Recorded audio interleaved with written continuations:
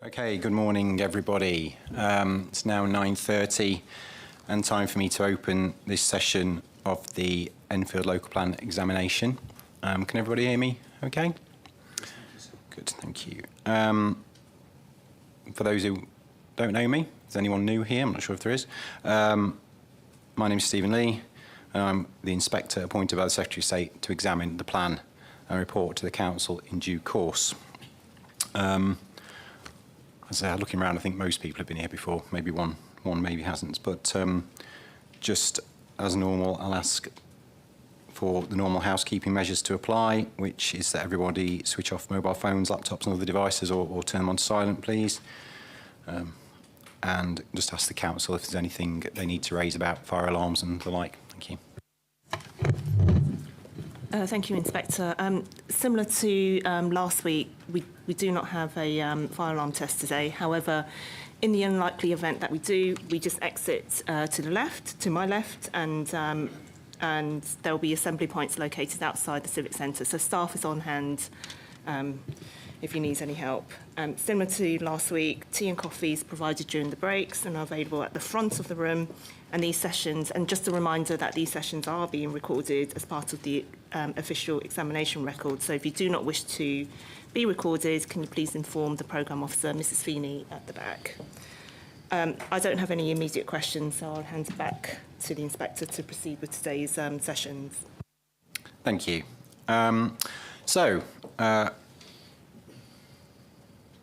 Just for the avoidance of doubt and completeness, I will go through a few opening remarks to remind people, even the people who were here last week, what this is all about. A reminder that the purpose of the examination is to help me decide if the plan submitted in August 2024 is legally compliant and sound, and if not, how it could be modified to ensure that it is. This session, like the others, will take the form of a structured discussion of the matters set out on the agenda, which I hope everybody has. This morning we are dealing with matter 2, which is housing needs supply, and in particular issues 2.2 and 2.3. 2.2 being gypsy and travellers, and 2.3 being meeting needs of other groups. And as per the agenda, I'll be dealing with them the opposite way around, so starting with issue 2.3, as I'm not entirely sure to what extent anyone's particularly interested in gypsies and travellers other than myself and the Council, so it may be that others may wish to leave when we get on to that discussion.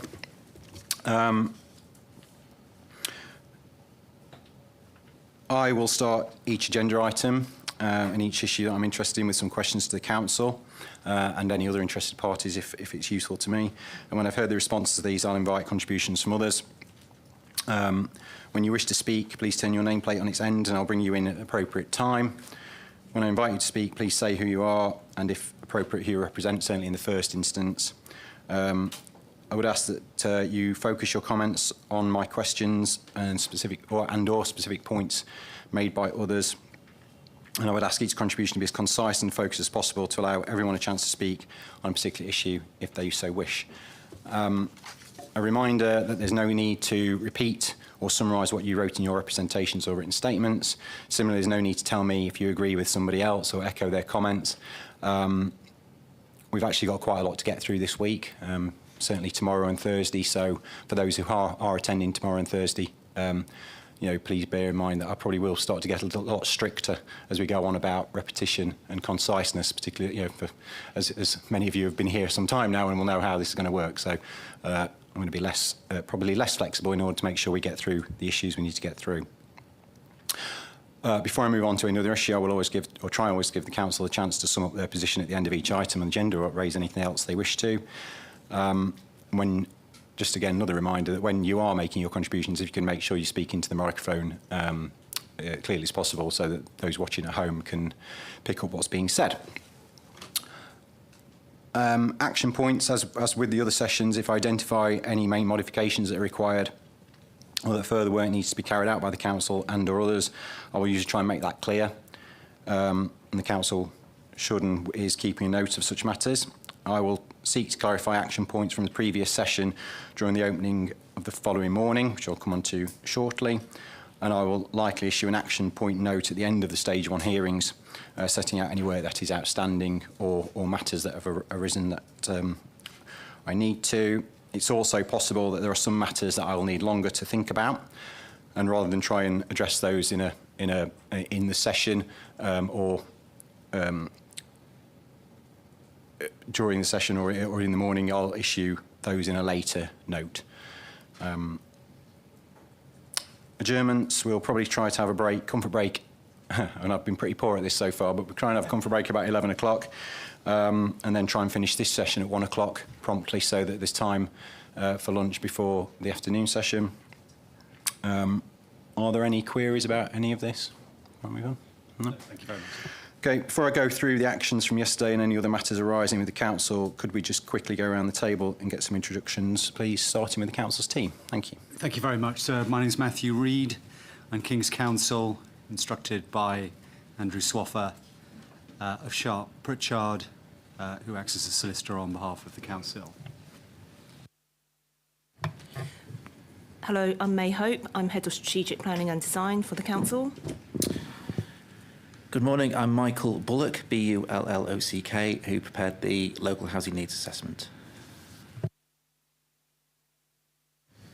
James Stevens, Home Builders Federation. Neil Rowley of Savills on behalf of Coma Homes.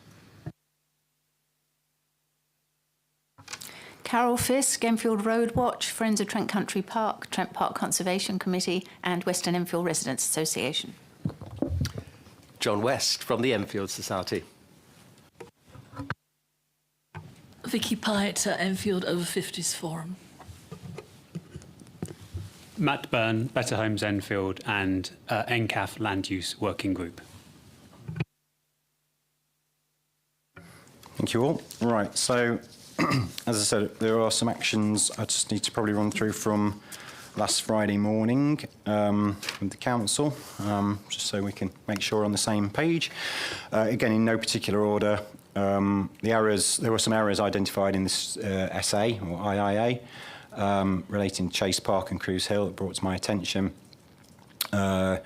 Given this is likely to come up in discussions on sites in the fullness of time, it would be helpful to publish, I think, an errata or an addendum. I think at the time I said you might need to publish a revised essay. Well, on reflection, that probably won't be necessary, but it's certainly an errata or addendum to cover those points and obviously publish it so I can address them in any MIQs or people can at least refer to them in any responses they make. So that's the first one.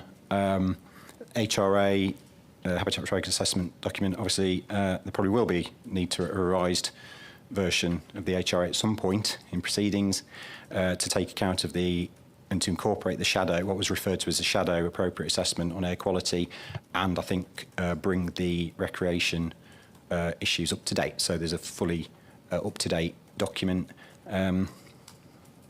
Again, I think when that's done, might be dependent on, obviously, by the time the plan is, the final plan is adopted, there'll have to be a fully revised HRA, I think, with it, that goes out with a modification consultation. Whether it's worth updating it now or not, I'm not sure. So there might be other things arise as we go through and pick up everything. Yes, so we've thought about that, and as you say, a number of the issues that were raised certainly at the end of last week related to certain sites, and it may be that there's a shift as a result of the discussions around those particular sites in Matter 2 that could alter the numbers one way or the other, so that the HRA would then have to be produced again if there's a main modification required in respect of any of those sites. Obviously we'll do as you would like us to do, sir, on this, but our view is that it would be sensible to wait until after the Stage 2 hearings for there to be a fully revised HRA. Yeah. Otherwise, it's going to be a matter of revising and re-revising in the knowledge that it will be changed again. Yeah. Yeah, that's fair enough. I think the main thing is making sure that anyone who wasn't here, and that might be something I can address through matter statements, MIQs, anyone who wasn't here last week not being necessarily aware of the other documentation that's been produced or the discussion, but I'm sure we can. I'm sure I can make sure that's not the case. And there is obviously your answers are in matter statements, so you can always refer back to the matter statements if need be. Exactly so, sir. Yes. There was I just noted that the Statement of Common Ground with Natural England wasn't signed, so again, I don't know if the council is seeking to update that at some point, just for completeness. Yes, we are, sir. And then there was a question about how SANG or the space requirements for SANG had been calculated in the recreation strategy, although that's not before me. I think there's some suggestion we might produce a note to answer that question, which I think I probably would find helpful if either it can preempt discussion or informed discussion, or perhaps avoid discussion at a later date, then it might be useful just to try and answer that question. Yes. Okay. Again, that can probably be, as I've talked about last week,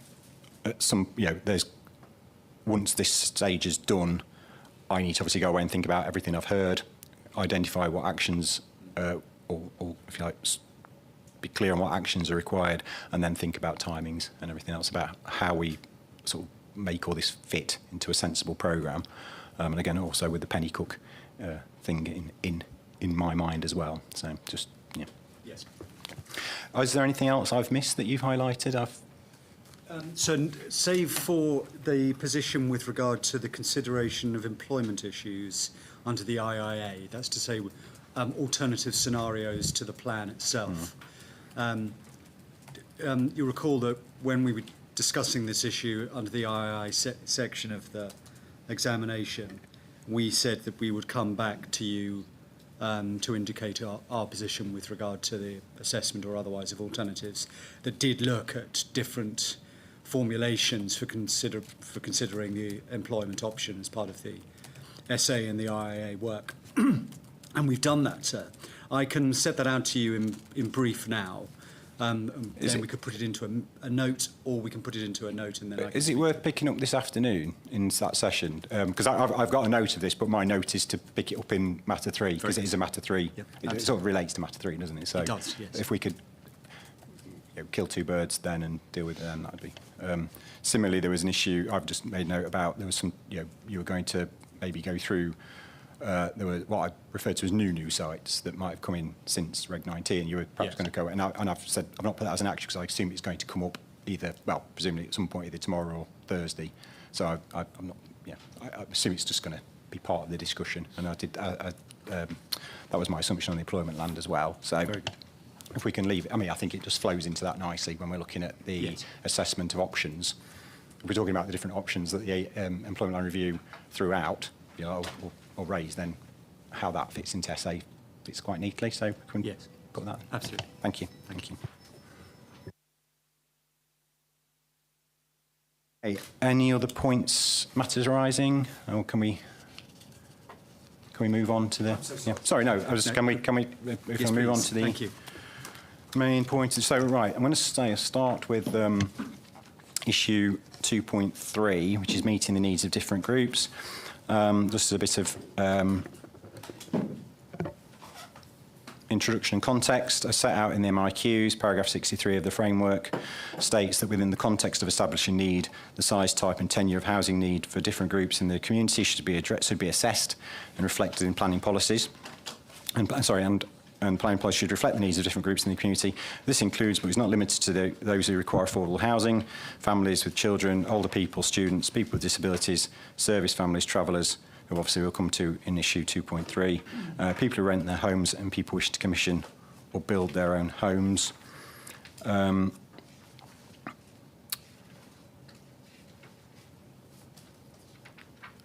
As with many issues under stage 1, it's possible that we may revisit some of the issues raised once I consider specific policies which relate to specific groups. For example, some of the relevant development management policies contain quite detailed issues about the form of development, which I don't think is necessarily relevant to today's discussion, which is more about how the plan deals with it, deals with the needs side. So obviously if H5 on something or H9 on student accommodation gets into details about amenity and location, that's probably not for today. It's more about how the plan deals with student needs in general terms, if that makes sense. But this session does provide me with an opportunity to consider whether there are any fundamental issues which need to be addressed before we consider the detail. And this will include, as set out in question 2.15, whether or not the evidence used to justify the policies in the plan and any related part of the overall strategy is sufficiently robust and up to date, and whether the plan as a whole deals with this issue appropriately in principle. As I also mentioned last week, when discussing the overall housing requirement, I had some questions about the local housing need assessment and so on about data. I said I'd defer those to today, or the issue deferred to today, but obviously any outcome of today and discussion about the up-to-datedness, if that's even a word, of the document is going to be relevant to the discussion we had last week as well. So obviously, again, when I talk about my many threads, this is one of those where I'll bring them all together. So, moving on to question 2.15, and is the evidence base underpinning the plan up to date? The local housing need assessment was published in 2020.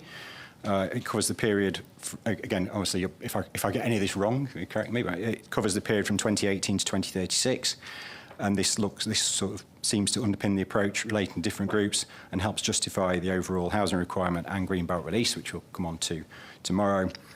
In response to my questions on whether this document was up to date, the Council's response was the data required to update the local housing needs assessment was not available at the time of submission, and the producing bespoke or your own household projections would not have been proportionate. Is that fair?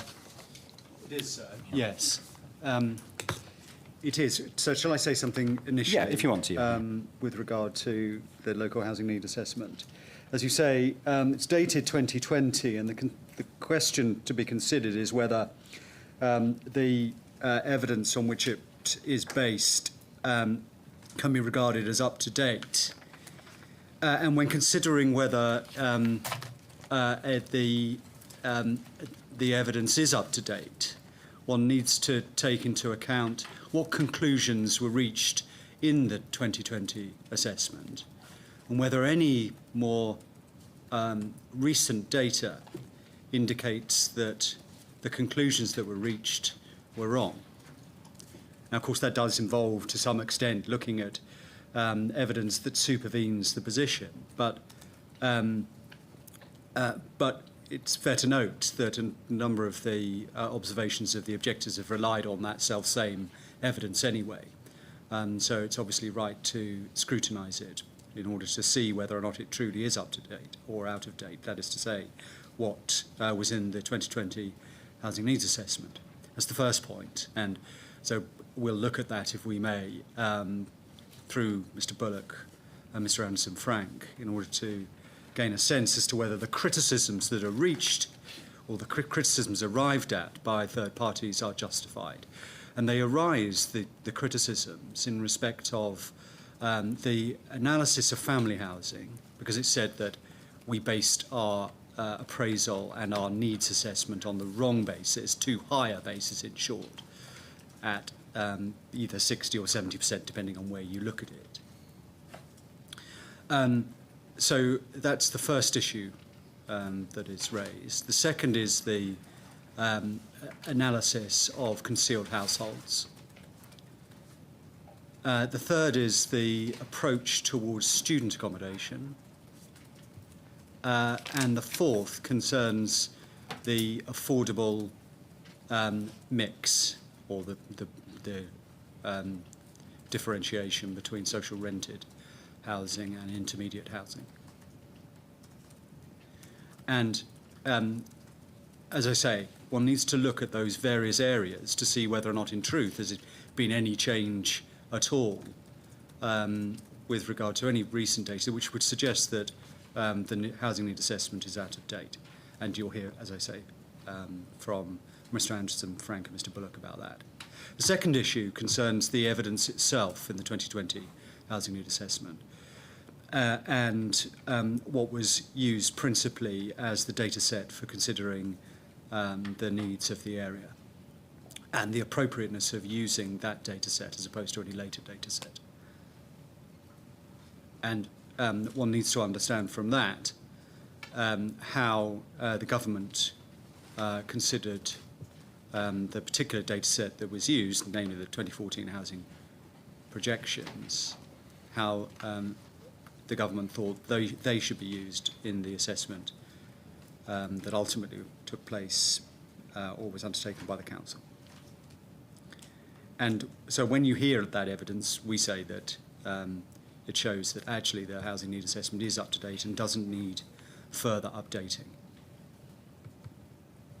Of course, it's a matter for you, so if that's what you consider and if you think it needs updating, then of course we will do it. But the second question, that, as you've asked yourself, and is derived from the approach contained both within the NPPF and the PPG, is whether or not it's proportionate to require that further assessment to be undertaken. And for reasons that you'll hear from those sitting alongside me, we think that it's not necessary. Okay, thank you. Well, okay. So actually, then, it does lead me into my. You've suggested that. Well, first things first. Actually, let's just. Yeah.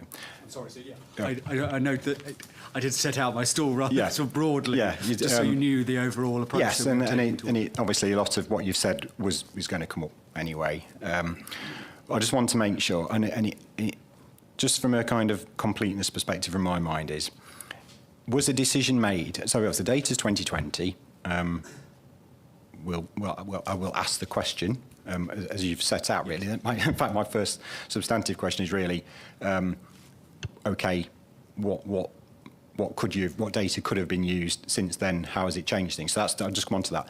But can you just clarify why there was a decision not to update the document since 2020? Was it because you looked at it and you said, actually, nothing's going to change, so we're not going to spend the time and resource doing it? Or was it some other reason? The former of those being, you must have done some kind of assessment, and so, is that written down anywhere, I guess? So there's some kind of justification for it written down, or if it's not that, what was the thinking process? The thinking process, I think, would be for Mr. Anderson-Frank, to the extent that he can assist. Yes, sir. We did keep the evidence base under continued review during the preparation of the plan, and it was indeed deemed informally in this instance, in conversation with Mr. Bullock, that an update was not required. And I would go back to the basis for undertaking the assessment was the 2014 base projections, as my colleague has stated here, and that was in line with government policy at the time. And actually, it was only in December of 2024 that the government moved away from its recommendation to use the 2014 base projections as the basis for planning for housing need nationally.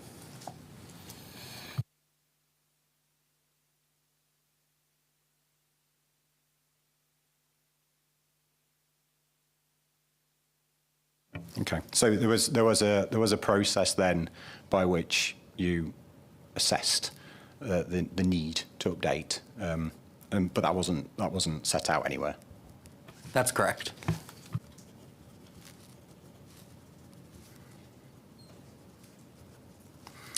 And this might be a question then. So you've already said that you don't believe the use of more up-to-date or different data sets, shall we say, would have made any difference to the outcome. So first things, again, let's try and work through logically. And maybe this is a question for sorry, I've got to remember, but your Mr. Bullock, beg your pardon, is, so it's based on, there's two things it's based on, as far as I go, and maybe more and more, but primarily it's 2014 projections, and also obviously the 2011, where it's referred to, it's the 2011 census. So two things. First things, are there more up-to-date data sets that could have been used since 2020? If you were doing this report now, would you have based on a different set of data? And then I guess while we're on that, you may as well answer the question of why, in respect of that, why it doesn't make any particular difference. Yeah, okay. Good morning. If we were to be commissioned to do the study now, we'd be still looking at the 2014. We would be looking at the 2018 projections, and we'd be looking at the 2021 census as part of the evidence base. We'd also be looking at up-to-date house price, rental information, the impact of changes in local housing allowance rates. So there's a number of things we'd be looking at. But I think the general point I do want to make is that there is a lot of uncertainties around housing markets at the moment. And when I've compared as part of the preparation for this, I know you don't necessarily want to see new data, but as part of the preparation for this, I've been looking at the 2014, the 2018, the 2021 census. And what you find is there's a lot of differentiation between those evidence bases. The 2021 census, for instance, gives the number of households markedly lower than both what the government projections were suggesting. And I think that the important message here is that when research is being done, it's using appropriate and proportionate evidence to help understand the patterns and processes that are going on. And with that in mind, when we did the 2020 study, the evidence that was used was proportionate and reasonable at that time.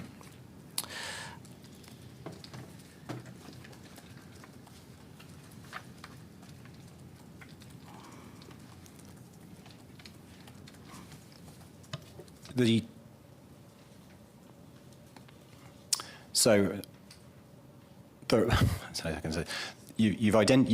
done some. In preparing for this session, you've done some analysis. That's not before me, obviously, and you've concluded. You've come to some conclusions about what that means. You're saying there's some uncertainty. If I've understood, there's some uncertainty and there's some disparities or whatever. But would they, if you were hypothetically carrying out this exercise today, what would all of that uncertainty and disparity lead to? Would it? I mean, without wanting to say categorically, this is not. You've not been commissioned this, but does that not give me, or should that not give me some cause for sort of, well, things have changed and things are changing, and maybe that ought to be taken into account, bearing in mind the data's now, the assessment's now 4 years old. I think the point being that it's all around pattern and process. What's going on with housing markets, what's going on with people. And there is a kind of, there is a movement through society, different things happening. I think that the general point is that if I was to do the study now, based on what I've seen in terms of the alternative evidence bases that I've had a look at, I will be coming to very similar conclusions around where the particular priorities lie for Enfield. So I don't know whether or not Mr. Bullock can just give an example of that with regard to, say, the family housing issue, which relates to the numbers of households who would want 3 bedrooms and above. Yeah. Well, what I can do is that would involve quite a lot of work. However, what I can show you is that if we compared, the key things in play here are the 2014, 2018 projections and the 2021 census. So just taking the grouping that relates to families and couples, again, it's a broad mix of data that we're looking at. The consistency would be, if we're looking at the concept of couples and families, in the 2014 projections, what we're looking at over the period by 2036, we're looking at 73% of households in Enfield to comprise families and couples.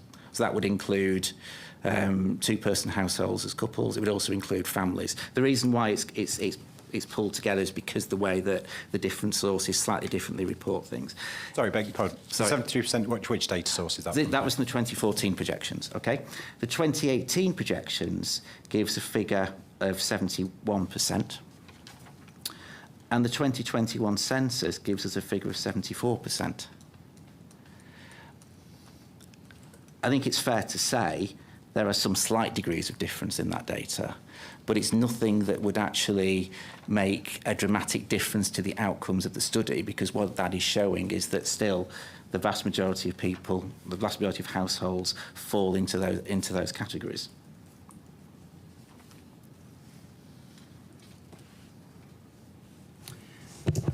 Could I just add to that, sir? The primary difference, of course, between the different sets of projections was a dramatic decline in the overall numbers of households being formed. And it was for that reason that the government has now completely moved away from the use of household projections in calculating housing need. They've moved to a stock-based approach, simply because those constraints effectively baked in poor household formation, low rates of household formation, which were primarily related to the affordability of housing, which, these are salient issues to the discussion here, obviously, around housing need.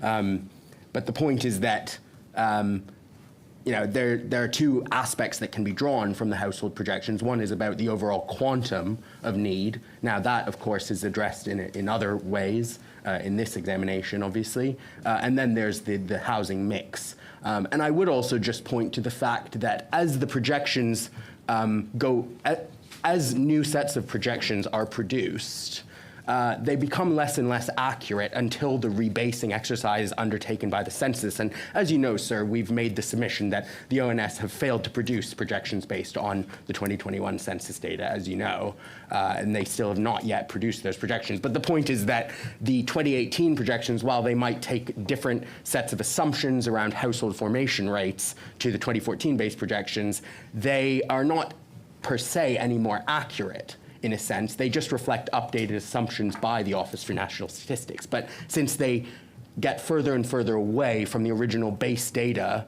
on which the projections are produced, i.e. the 2011 census in this instance, they cannot be said to be any more accurate in a sense. And I think that is reflected in government's current position, which is to move away entirely from the use of household projections, at least in terms of determining the quantity of housing need for a local plan to address.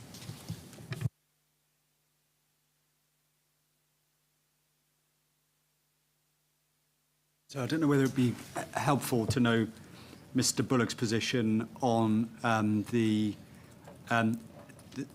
importance of having household projections as opposed to census data for the purposes of understanding, say, family formation or family needs, which are obviously at issue in this case. Because there is a distinction to be drawn, and the objectors rely heavily on the census data. But Mr. Bullock has a position on that with regard to its relevance. Yeah. I mean, in terms of census data specifically, my concern is it does underrepresent households.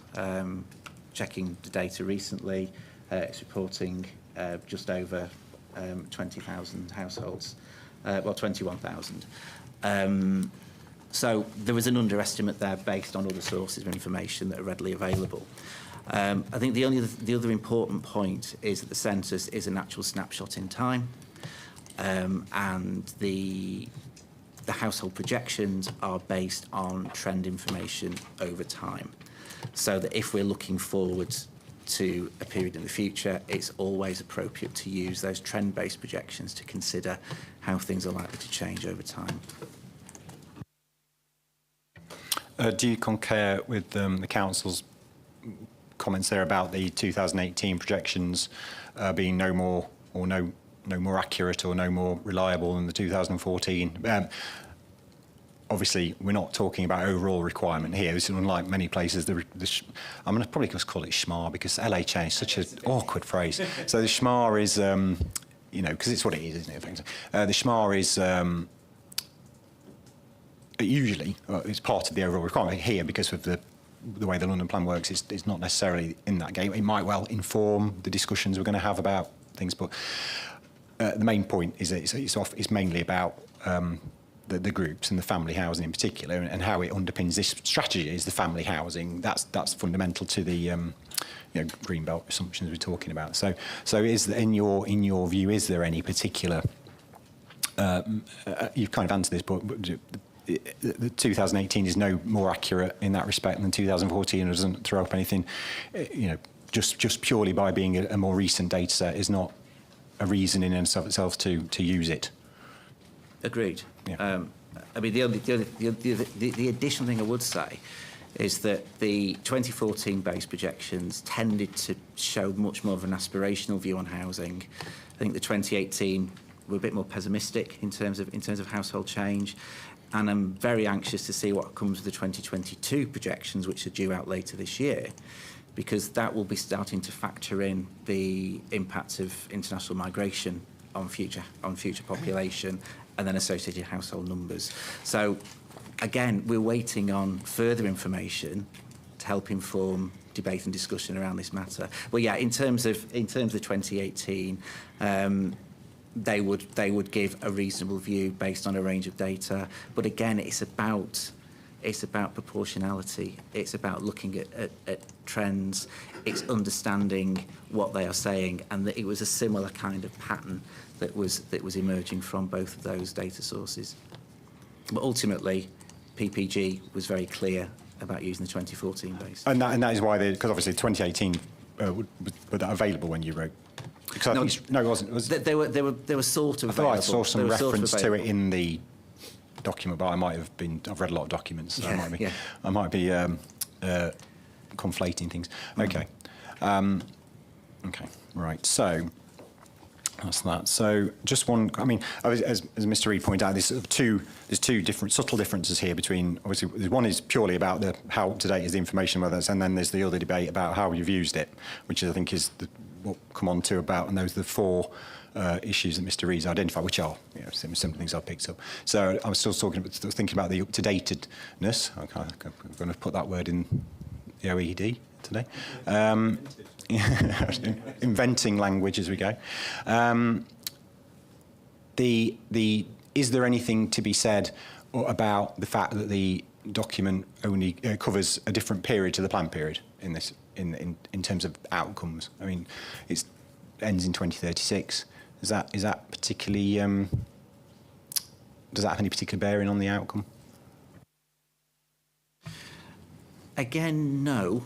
But what I would suggest is that what we're finding is that as you use data into the 2040s, what it is showing is nationally increased proportions of older people within a population. But I would be hesitant. So we've got a changing magnitude of older people, which would expect to see as part of any extension of the data to 2041, which again is reflected in the council's policy responses. But I would also say that in terms of the changing demographic in London, more generally, I would be anticipating that new projections coming out would be increasing the base population of younger groups as well.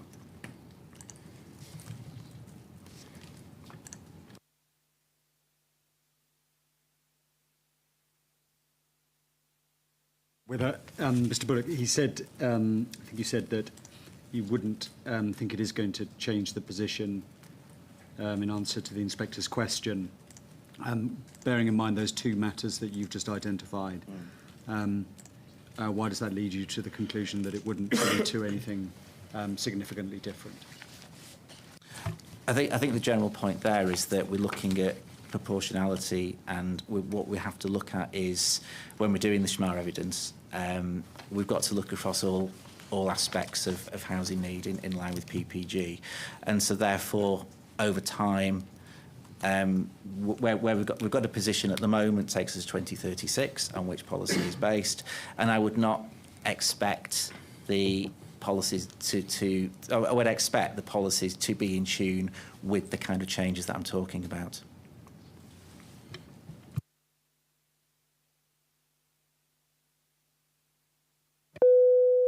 Sorry, thank you. Just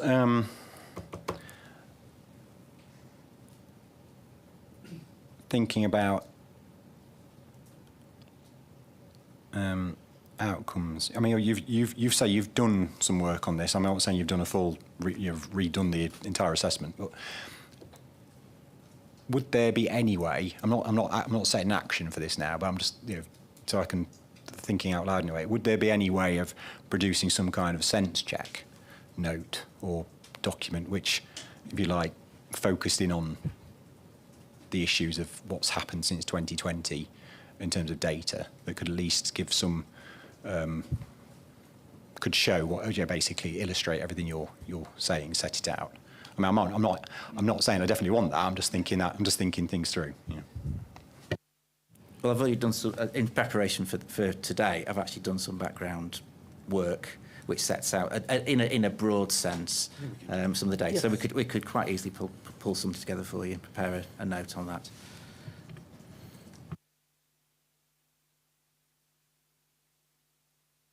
Okay, I'm not asking for that now, but I'll think about it. Yeah. And obviously, it depends on what other people have got to say on this situation. I'm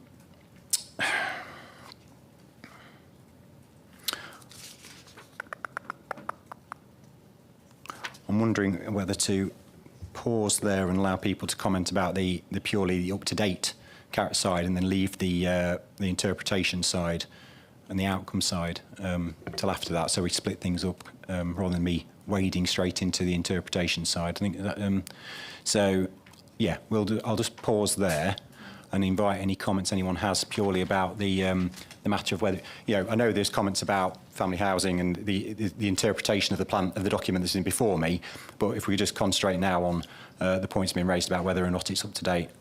Thank you. I'll start. So before that happens, can I just say that obviously I've noted the case that's being presented against the council with regard to at least the family housing position. As I said, it's being suggested that the council is promoting 60 or 70% family housing. But of course, you'll see that that's not the approach that's taken in the plan. No, the policy's for 30 to 40, isn't it? That's right, 40 within the Greenbelt release sites. And the debate that all of this out-of-datedness is reliant upon is the assertion that the council is seeking only to achieve that level of 60 or 70%. If it were the case that it was seeking 30 to 40%, well, that's in line, actually, with the case being presented against us by all of the objectors with regard to the sort of proportions involved. So I just ask you to bear that in mind when we're dealing with the question about outdatedness. I'll come back to that. Okay, well, now you've raised that, if anybody wants to just pick up on that point now, so we're not going around in circles, I may as well address it now. But just bear with me 1 second while I make a note. Thank you.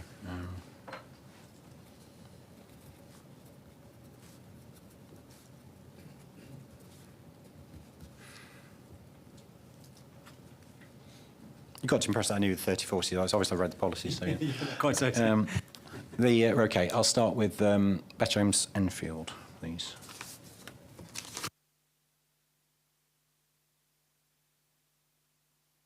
Thank you, sir. Just picking up, and thank you for pausing there, that was really helpful. Just picking up on Mr. Reid's point, completely recognise what he's saying about the planning policies themselves. I think what's important to recognise is that this has come up because of the justifications for the sites to be released. So particularly Cruise Hill and Chase Park, and indeed then the council's justification for the low densities at Cruise Hill and Chase Park, and its case for exceptional circumstances, where it says at least 60% of homes on those sites will be family housing. But then later on, it actually does increase that in the plan itself to 71% overall at those sites, and then makes the point again in the Chase Park topic paper that over 70% of houses at those sites are going to be family housing. Now, I completely accept the policy for the Greenbelt sites says 40%, and I think that's another issue in a sense, because why if it is the case that we need these sites, and it's laid out quite clearly in terms of a number of family homes these will deliver in terms of their thousands, based on 60 or 70% of the homes there being family-sized homes. And then when we come to the policy, that figure is diminished somewhat, or quite considerably. So it is an important issue to think about what, in a sense, why this has come up, perhaps to such an extent, whereas it might not be I don't know, in other local plans, quite such a hot topic, maybe. So it's partly to do with the justification. In terms of the out-of-dateness, I just want to come back to the figures and why they matter. I mean, just as an important contextual point, at the point when the plan was published, the local housing needs data was 41 months old. We looked at all the other 14 other recent plans, and the average is 18 months at point of publication. So Enfield's is 41 months. It's the oldest by a considerable margin over the other ones, and the average is 18 months. We also know that Enfield normally updates its local housing needs assessments every 5 years, so it's due for an update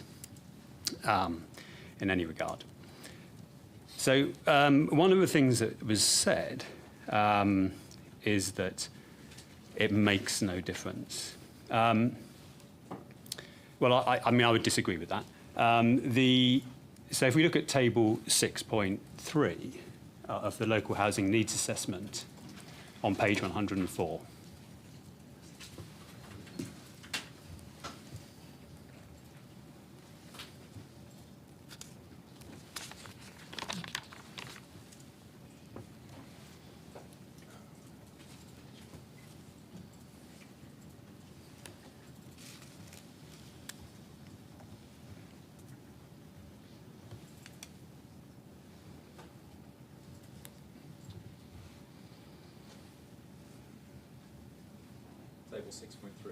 Table 6.3, it's an estimate of potential demand for intermediate affordable home ownership housing.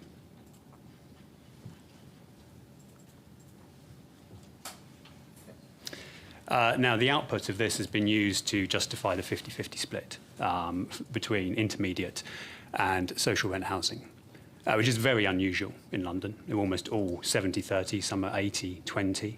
And this is surprising given Enfield's homelessness crisis and the numbers of people, households in temporary accommodation.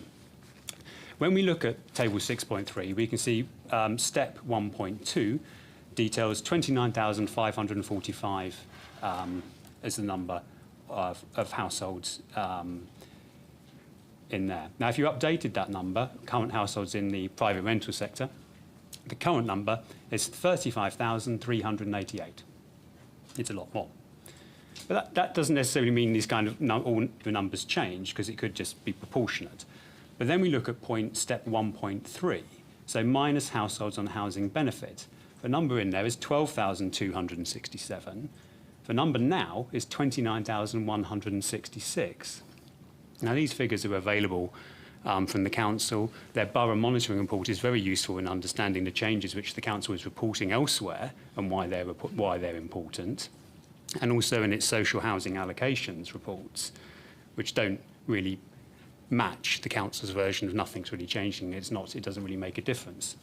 So when you take those two figures and you put them through the kind of, the sausage machine here, if you like, the kind of process, and you then fall out of all of the other steps, you do not end up with 696. In fact, you end up with 0 or minus. Now, that's a problem partly with the methodology here, I think, and that's not to say this is easy. I know there's not a standard method for doing this.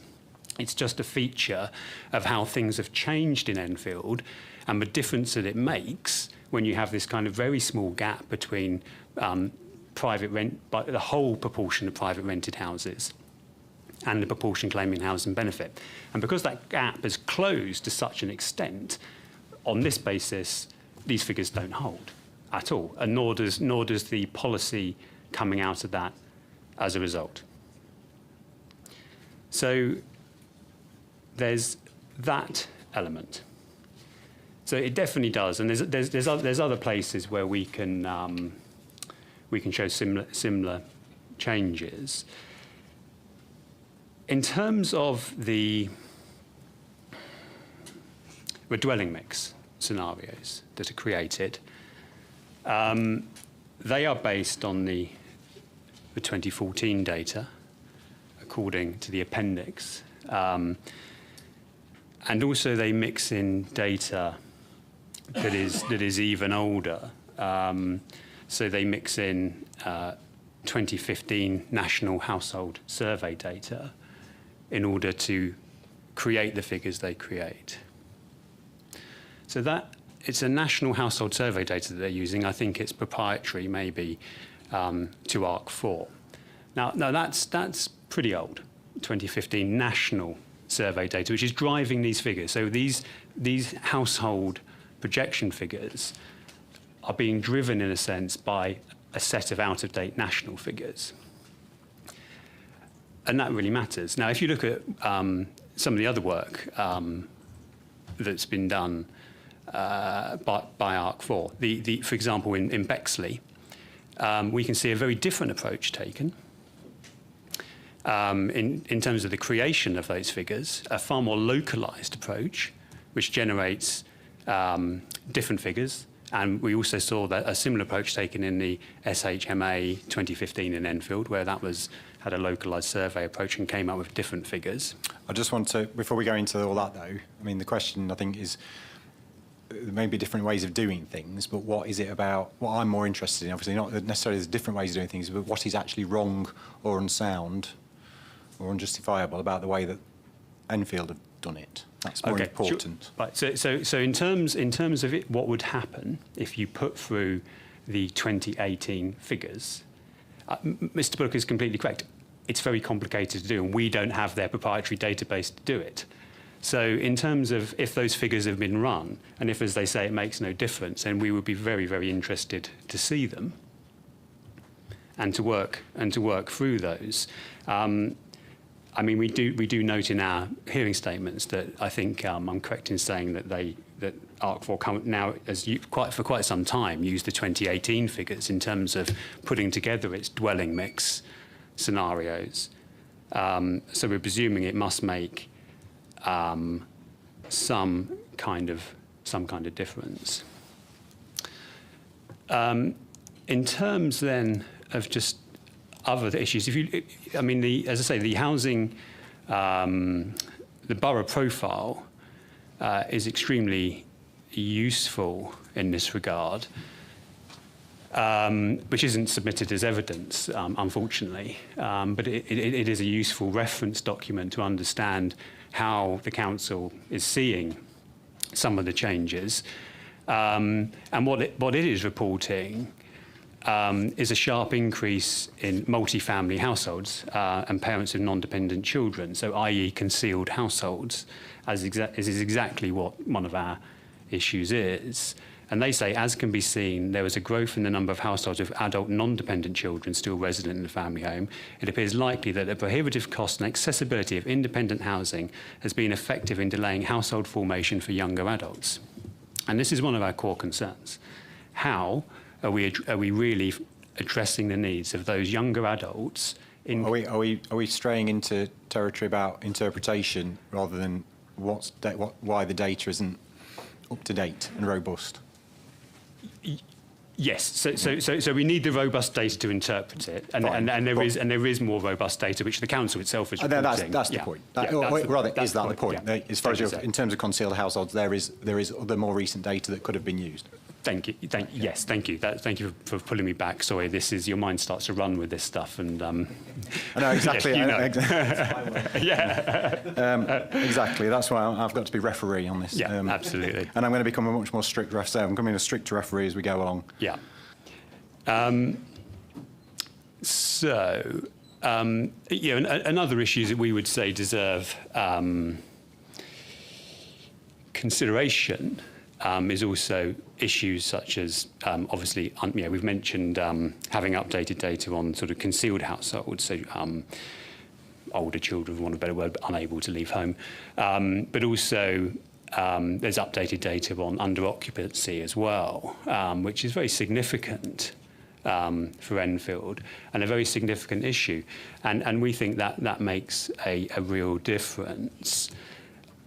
The other thing we would note as well, which we think is an important sort of contextual point back in terms of having updated information, is page 28 of a local housing needs assessment says the current population is 333,794 and expected to increase. But as it stands, the council is reporting decreases. So page 7 of the Enfield Borough Profile is reporting declines since that high point, in fact, in terms of population. In terms of the plan period, you mentioned it doesn't make any difference sort of 2018 to 2036, but I think you also highlighted the very point we're making in regard to this, that there is a trajectory of older households coming on track down the line. We can see it in the data. And if you start to factor that in, you do get different figures for older housing needs, and we see those reflected in some of the borough's other reports regarding the needs of older households. So when we look at the needs of older households, we can see that there's a lot of information there, that it's contextual information that it's relying on, that has been superseded sometimes several times since the publication of this. And so you've got this disconnect between what the council's, if you like, team in charge of older housing is saying that is needed in its reports, and what this report is saying. And that's partly due to the fact they're looking at a time period up to 2041, and this is looking at up to 2018. I mean, just one of the things I'm going to want to obviously talk about today is whether the plan. I mean, again, there might be different numbers, but the other thing I've got to get to the bottom of is whether the plan's dealing with it correctly. So while there might be different figures, more up-to-date figures, and that could be will be a part of my consideration. It's also if the policy if the policy is the same. The policy is, if you had these different numbers, would whichever one it is, 5 or H5, housing mix, yeah, H5. would be effectively the same policies, and the policy on relating to older people, especially, so would it be the same? No. That's the question. That's a question. Well, but coming back to the issue that was raised earlier, that the policy doesn't match the justification for exceptional circumstances, or what the council is saying about Cruise Hill and Chase Park more generally, or indeed what it says within H5 within an explanation note about the proportion. So it says 40% in terms policy. of I was just focusing on the older people point though. The policy, because you were raising the issue about 2036, there might be differences in longer term projections might increase the proportion of older people, but if the policy were the same, whether it be a figure of, I know the council want to put a figure in there, but there's no figure in there at the moment. It's just a supportive approach to specialist housing and accommodation, some of which we might come on to. If the number's 10,000 or 20,000, if the policy is exactly the same, does it make any difference? Yes, in short. So I think they've come back with a change in their response to this matter, this question. The question you're talking about of saying 111 is the target per year. And actually, when you look at what the council's saying elsewhere in its reports, they're actually reporting at least 195 per year, based on going up to 2041, which is aligned to what the London plan actually is saying, is actually much more closely aligned to what the London plan figure, which isn't, I don't think, kind of... Is there, I mean, I've got, is there any, because I've got other people on to bring in, and time is pressing, is there anything else on, I've got the gist Sure. of... Yeah, no, lots on interpretation, but that's it for the sort of, it's out of dateness. Yeah, thank you. Okay, O50s forum then, please. Thank you very much. Thank you. Yes, I think we took a slightly different look at this by examining the sources that are used in the LHNA, and necessarily they all predated 2020, because how could they not?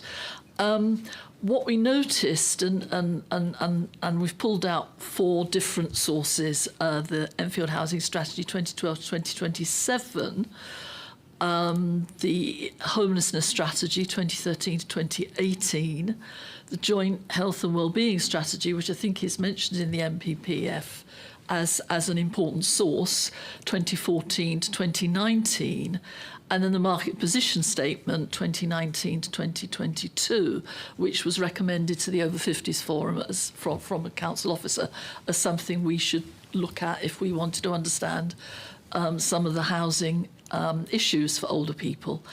Of those 4, well, all of them have been updated. The housing strategy was updated in 2020. the homelessness in 2019, the joint health and wellbeing strategy twice, once in late 2019 and again in September 24, and the market position statement in May 2024, and then there was an addendum that covered 21 to 2026. And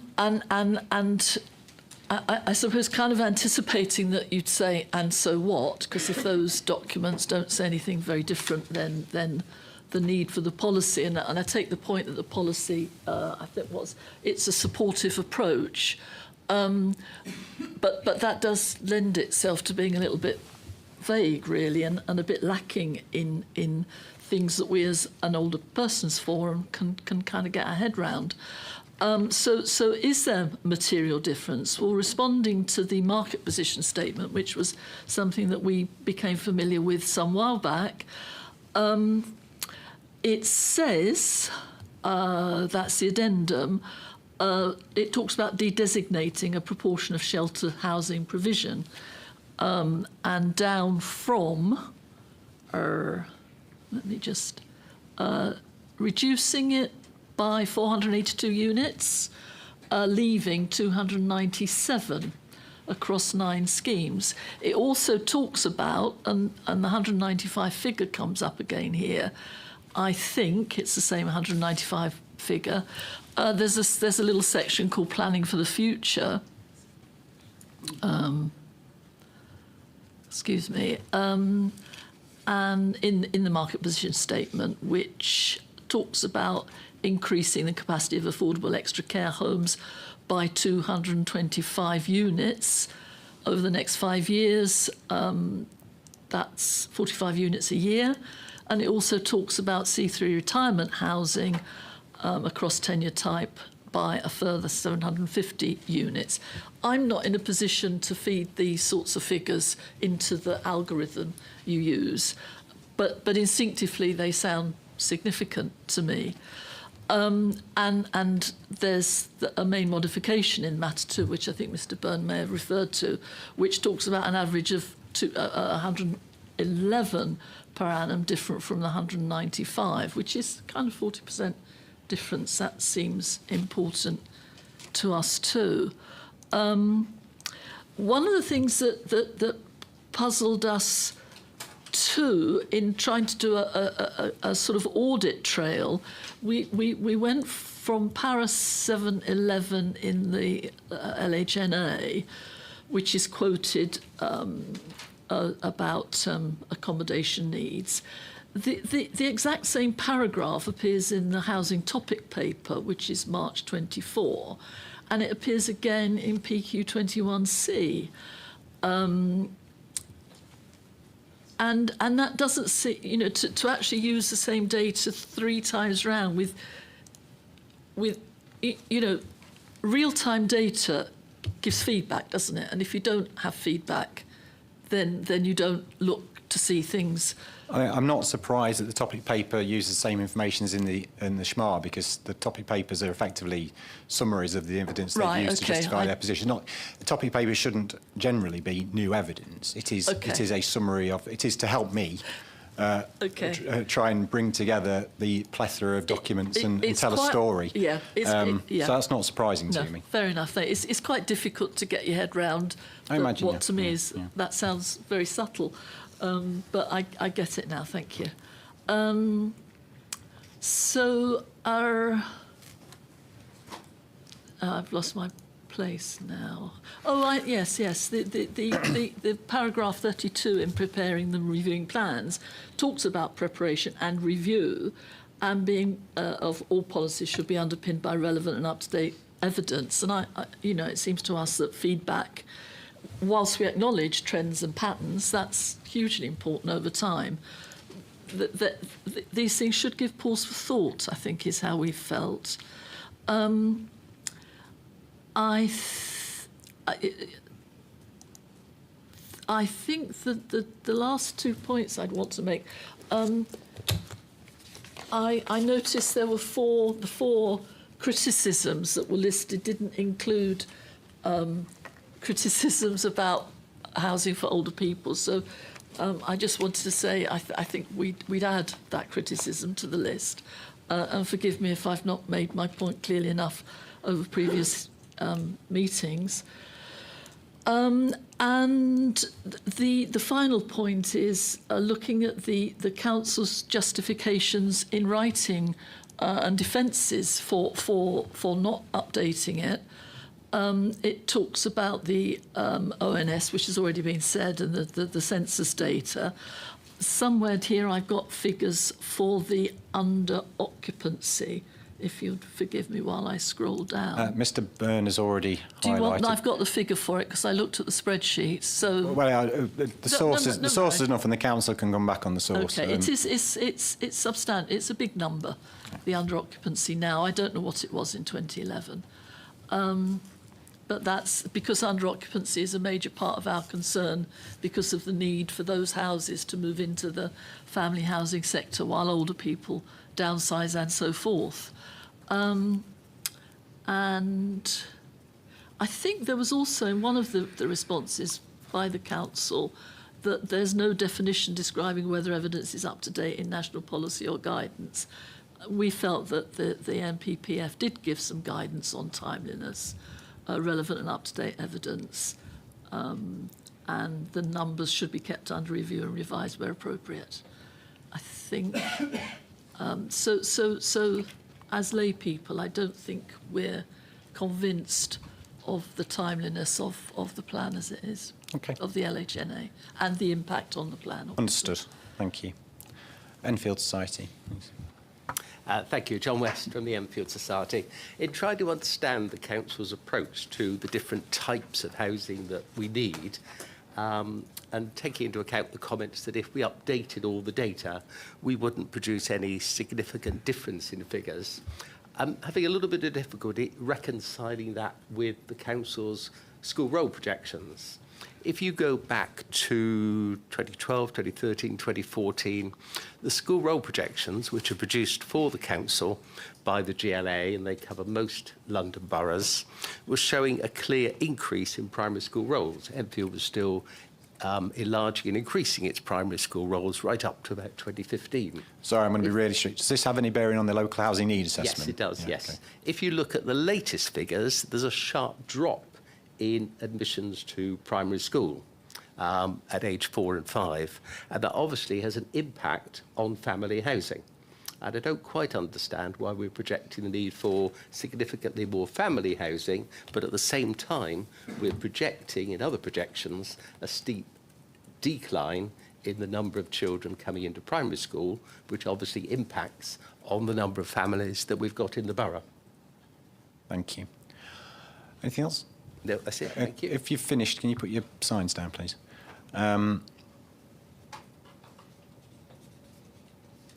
O50s, we've finished. Although I suspect Mr. Stevens is going to come in from a slightly different angle, we might as well get all the points down now. So, Mr. Stevens.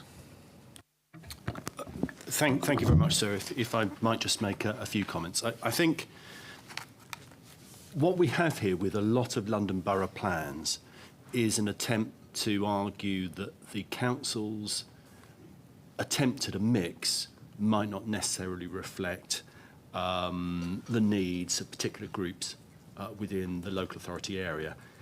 But we have to remember that the London plan undertakes a strategic assessment on behalf of the 32 London boroughs plus the 2 development corporations, and at a macro level, and then apportions that on the basis of judgments about capacity.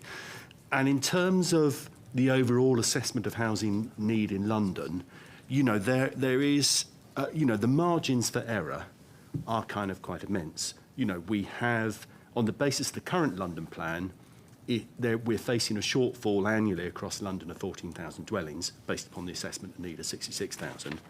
The government's new standard method indicates that probably you need to be delivering 88,000 a year. Plus, we have huge uncertainty over whether the census and the household projections actually captures the true level of inward migration from elsewhere in the world into London. So the margins for error are immense, and therefore trying to dice up that apportioned requirement for Enfield on the basis that it might not reflect particular needs of particular groups, I think is probably a fool's errand. In fact, what you could do across London, which would be as accurate as anything else, is that you could probably say a third of all dwellings should be family-sized homes of 3 bedrooms or more, a third should be 2-bedroom, a third should be 1-bedroom, and within that 1-bedroom, some should take account of the need for retirement housing. My own view is that I think London Borough level strategic housing market assessments are pretty much an irrelevance, really. I think they go into a level of detail that you can't really match up with the GLA's own strategic housing market assessment, and I think it's foolish to try and divide up that local assessment to try and reflect what the needs is. You can only do it in a very, very general way, which might give you an indication about how that overall housing supply might meet certain groups. And, I think the council's kind of made as good a stab as anybody possibly can with that, while balancing that against, some very real and material issues like about deliverability and what the market wants to supply and what the market can actually sell, and particularly what registered providers now actually want in terms of dwellings. That's another very important aspect of actually trying to determine what is an appropriate mix of housing sizes. Thank you. Thank you. Okay, so quite a few points. You might want to come back on there. Yes, thank you very much, sir. Thank you. There are a few points.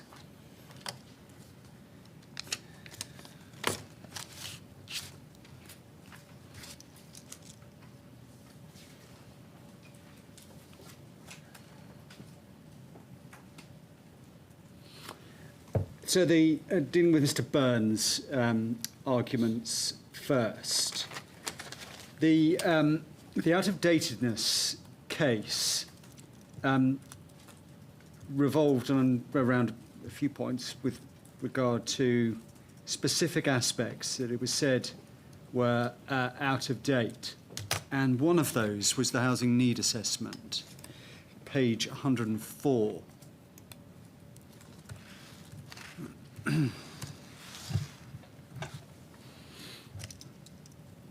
So I don't know whether you have that. And the point was made, well, actually, if you look at what is the position now with regard to the numbers that one would see in relation to lines 1.2 and 1.3, ultimately 1.3, you'd have an increase in those numbers such as to be suggestive of the need for increasing the social rent element. Remember that line of argument. But what that ignores, and it's something perhaps we'll come on to in the context of the accuracy of the assessment on the 4 or 5, depending on whether we take into account older persons as well, issues, is the relevance of viability for the purposes of understanding the council's approach on the mix. Because it's very clear that the viability appraisal has been carefully approached in order to accommodate a viable position, at least in relation to a number of the typologies. And in fact, the viability appraisal was suggesting that there should be a good deal of care taken towards increasing social rent, or rather the importance of making sure there was sufficient amounts of intermediate. So there's an important aspect which overrides, or rather overlies the data, even if it changes, overlies the data and would direct the policy approach of the council. So again, coming back to the issue of whether it's proportionate to make changes in order to accommodate what is said to be, on the face of it, a difference, is something that when you see the full rationale for the approach of the council in its policy context, isn't justified. That's the first point.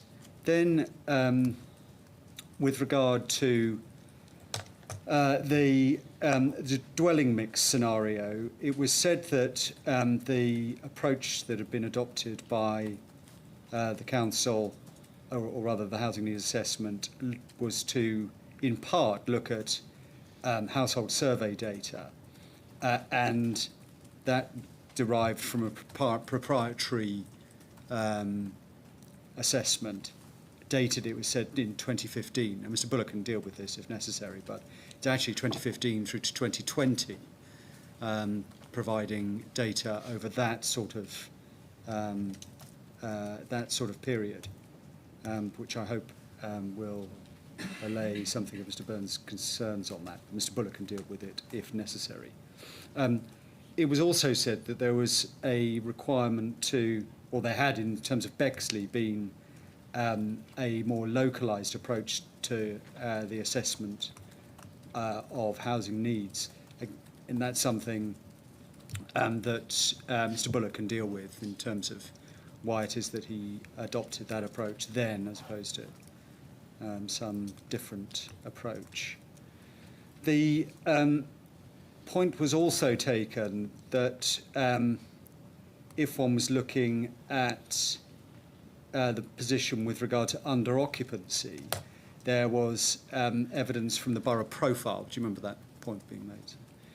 That borough profile evidence is, I'm told, at a very high level, and Mr. Anderson-Frank can explain why it is that that can't be used to reach the conclusion that position is unacceptable in the LHNA.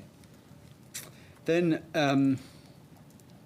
turning to the over 50s forum, I think only one point that we need to deal with, and that's the question of under-occupancy. So I'll just flag that out so that, again, Mr. Bullock can deal with the question of under-occupancy in this context. The Enfield Society relied on the sharp, what is said to be the sharp drop in expected primary school roles. One's got to be very careful with the evidential basis for considering future needs within the primary sector as much as in other sectors, and also careful not to use whatever analyses have been undertaken with regard to the primary school roles and apply those directly to household projections. And indeed, to be fair to Mr. West, he wasn't putting forward anything that would suggest that there is any direct correlation between the two. He simply says that that is what is happening, and therefore why are we looking at family housing? But doesn't actually draw any direct connection in terms of at least any calculation methodologies. And that's important. One needs to understand the calculation methodologies in order to see if in truth it is indicating that there should be a corresponding change with regard to family housing. Again, there's no requirement on a proportionate basis to update the LHNA on that for that reason. Then Mr. Stevens' point, I noted what Mr. Stevens said when he said that I'm sure Mr. Bullock would take it very lightly, which is that the LHNA is largely an irrelevance with regard to the assessment within the borough. We don't think so. We've given an indication in, of course, a number of different documents with regard to our position on the LHNA,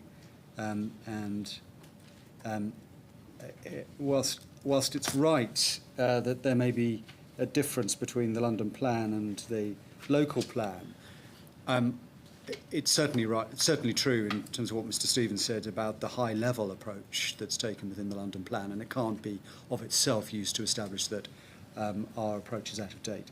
Just one other point I want to come back to is Mr. Burns' points about the topic paper that I didn't address.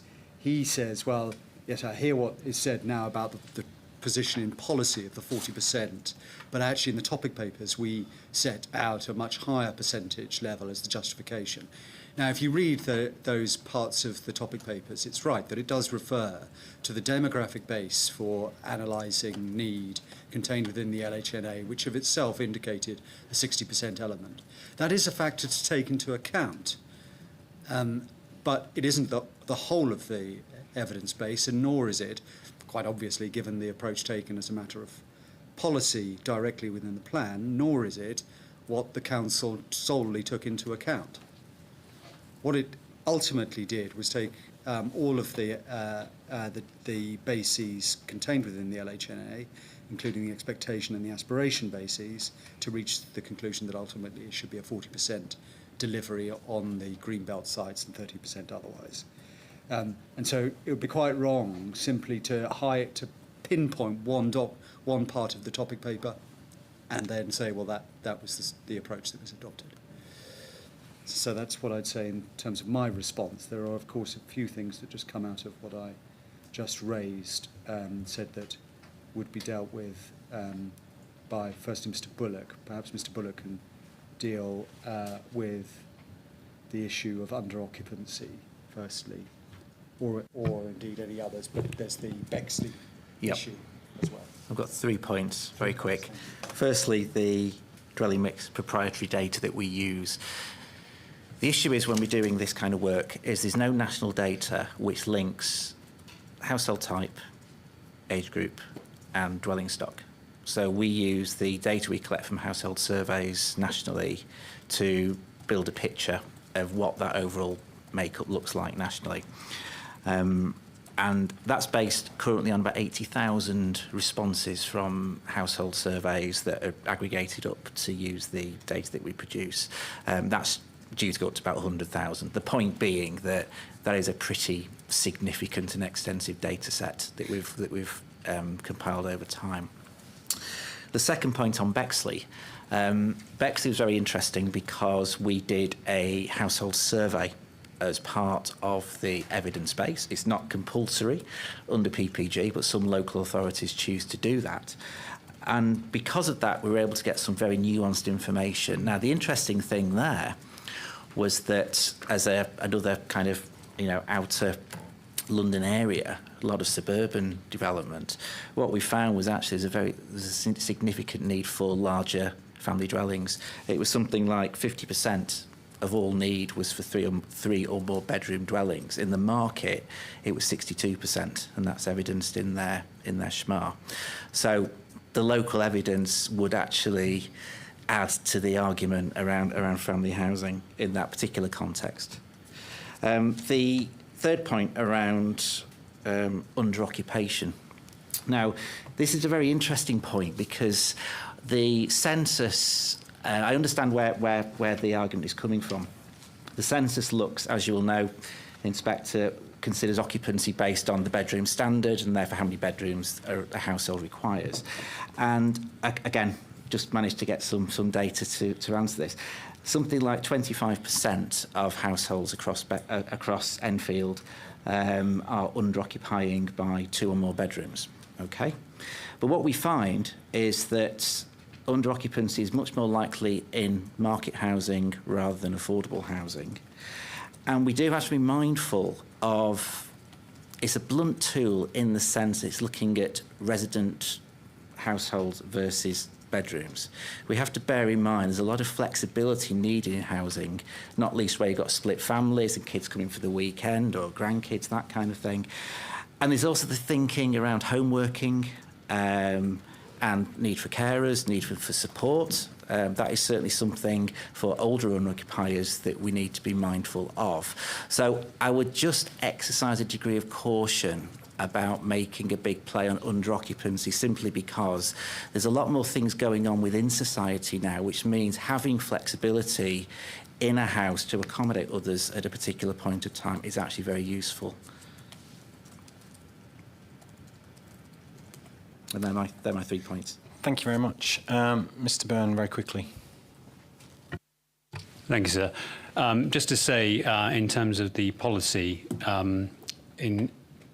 for Cruise Hill and Chase Park, we've had mention of it being 40%. 8.34 says which is on page 236 of the plan, says the proposed housing mix for Greenbelt sites, specifically Cruise Hill and Chase Park, places a greater emphasis on larger homes, with family housing typically comprising 3-bedroom homes comprising 47% of the mix and 4-bedroom homes representing 24% of the mix. So that adds up to 71%. Now, I completely take what it says in the policy, but that's not what it says in the explanation note, and it's not what it says in several different topic papers. So, interestingly, I've highlighted that paragraph and written the words consistency ? Next to it. So obviously something that I'd already thought of, but I'll probably pick up in the actual, when I was going to be, yeah, well, it is. I mean, I think the reason I've noted consistency is because of that number versus what's in the actual policy itself. So, but we'll come on to that, because that's not necessarily, well, it is a up-to-date issue, but it's also an interpretation issue. So I think we come on to that. It is, given it's in a written statement. Yeah. Isn't it? So I think it is about whether or not the policy has been interpreted or the data has been interpreted correctly. I'm going to, unless there's anything you want to come back on that. Not at the moment. No. Not at the moment. I'm going to have a break. Oh, did you have another point?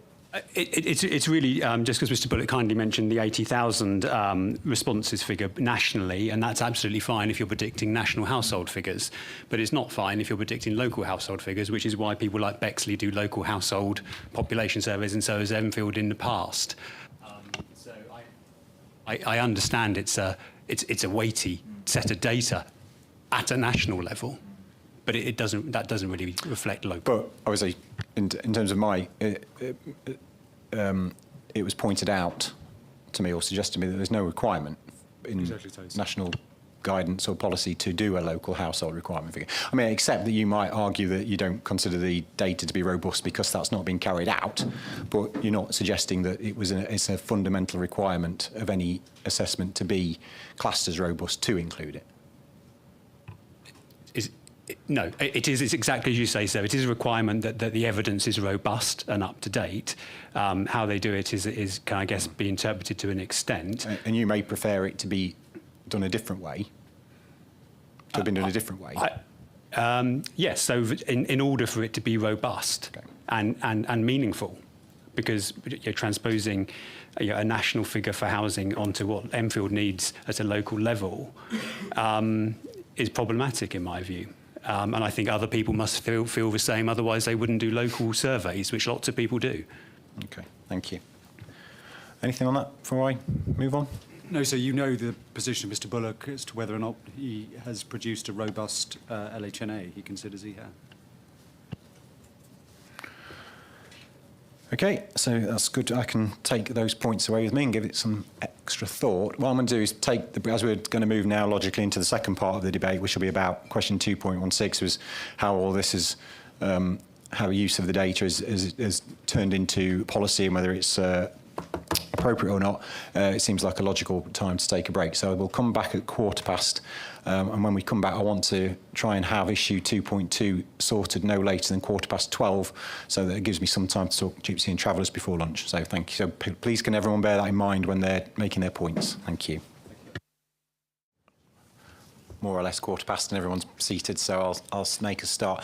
Just before we move on to question 2.16, there was one, just while I've had a moment of reflection, there was one point that was raised by interested parties that I probably would like a response from the council on. That was, there was a list of documents, if you like, background documents that were ostensibly used as part of the evidence, local strategies and the like, all of which obviously predated 2020, and there was the comment that some or all of those had been updated. So perhaps it was just a query on how, if at all, the council sees that being relevant to the outcome. So yes, I think that was something raised by Ms. Pite with regard to, for example, the council strategy document. I'll ask Mr. Bullock just to confirm whether those elements were relied upon for the purposes of the LHNA. I have my own answer to that, but it should come from Mr. Bullock, I think.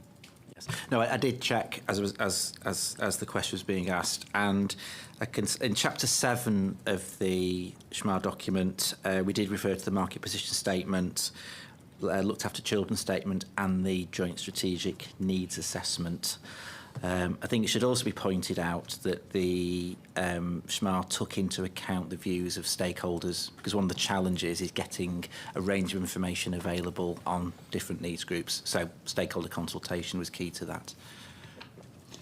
And so whether Mr. Fuller can just indicate the extent to which those elements or those items were determinative of any of the conclusions, or whether he was actually relying principally on that's the others. main concern, really, for me. Yeah.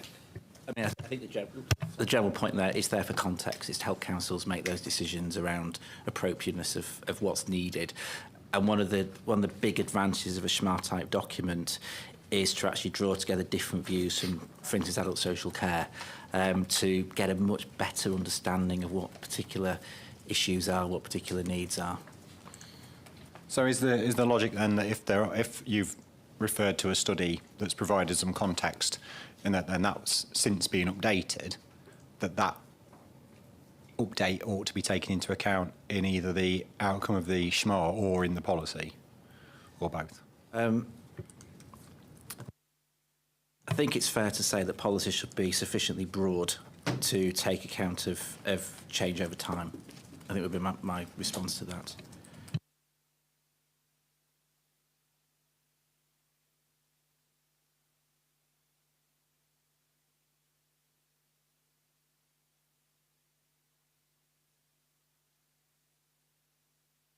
Okay, thank you. Right, okay, we're going to move on then to question 2.16. This, I think, is where we might pick up the 4 or 5 areas of contention that were highlighted in the opening by Mr. Reid. I've got some points about some of those, maybe others you might just want to provide me with a view on. I may take it slightly out of order, so I'm going to start with, and I'm going to go through all of my points, which covers as much of anything that I want to raise, and then obviously then I'll open it up. If I've missed anything or people feel I've missed anything, they can obviously highlight it. So I'm going to start with family housing. We've already talked a little bit about that and what the interpretation of the SMAR and how that's been translated into policy. Is there anything else? I mean, obviously, you've already talked about the baseline scenario versus the other 2 scenarios, and albeit the numbers might be different, but as far as you're concerned, the policy reflects the other scenarios in any event. Is there anything else you want to say about that? Only very briefly, sir, which is that one needs to take a step back and ask the question, how important is family housing in the context of Enfield? And it is on any basis of considerable importance.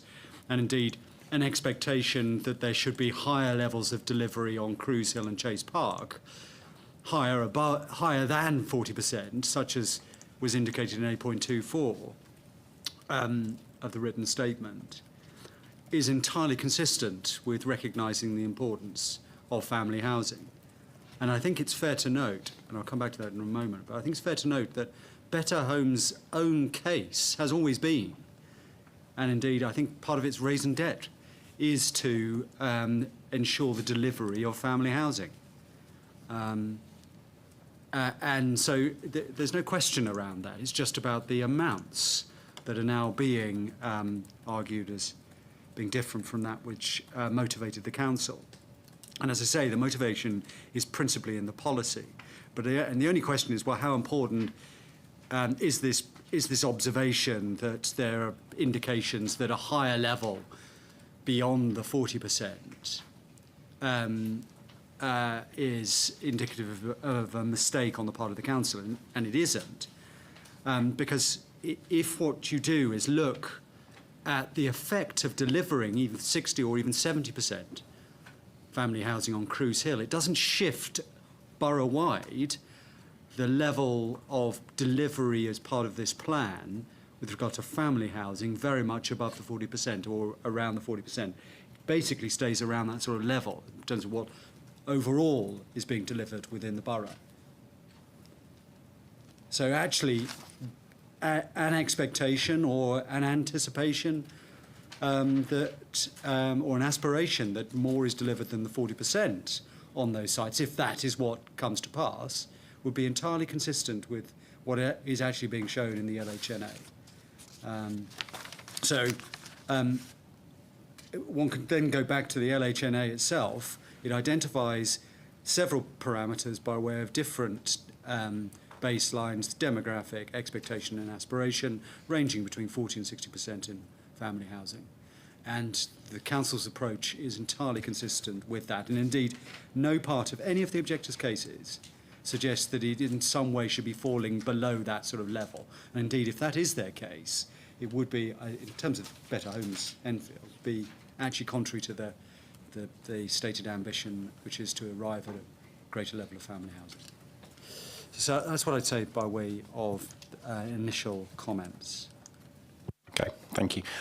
If I were to conclude, and this is obviously a very broad brush thing, and don't want to get into every criterion in H3, but if I were, sorry, the assertion is that the council has based its approach on the demographic baseline figure. Is that? No, that's what. That's this, but I mean, well, I suppose that's my point. Have you assessed? No, that's the answer. Yeah.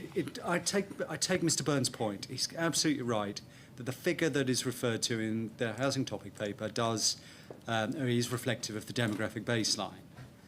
But that isn't the entirety of what has been taken into account, and it couldn't be, because otherwise you would necessarily have H3 requiring something different. Well, indeed, that would have been my logical next point. Well, if you were using the demographic baseline, that equates to 60, 70%, then why does the plan only require 30 or 40, would exactly be my so, logical sir. And point. it's really important not to take one line or two lines from two different documents and say that that derives or that reflects the entirety of the analysis or the analytical work that's been undertaken by the Council, particularly in circumstances where it would run entirely counter to what the LHNA itself is saying.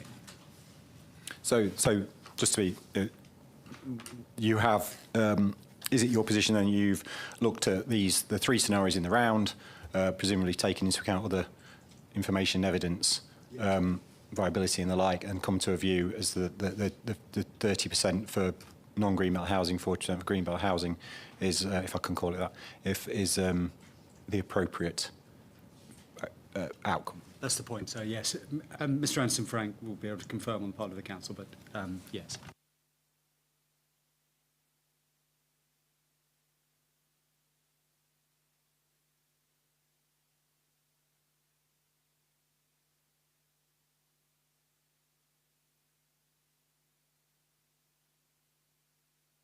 And the fact that it's the highest level's 40%, but if I'm reading it correctly, the different scenarios are sort of all higher than that. Is there a reason why it's down to 30 and 40? Well, they are higher, but not significantly in terms of the 40%, certainly. I'll be able to take instructions on that, but I suspect that it is around other factors beyond the LHNA aspect. So it's not a direct application, it takes into account other matters, including viability.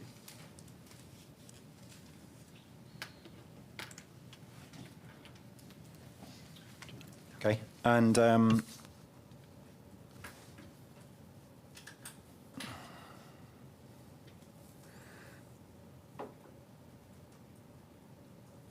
okay, and I think the issue about 8.34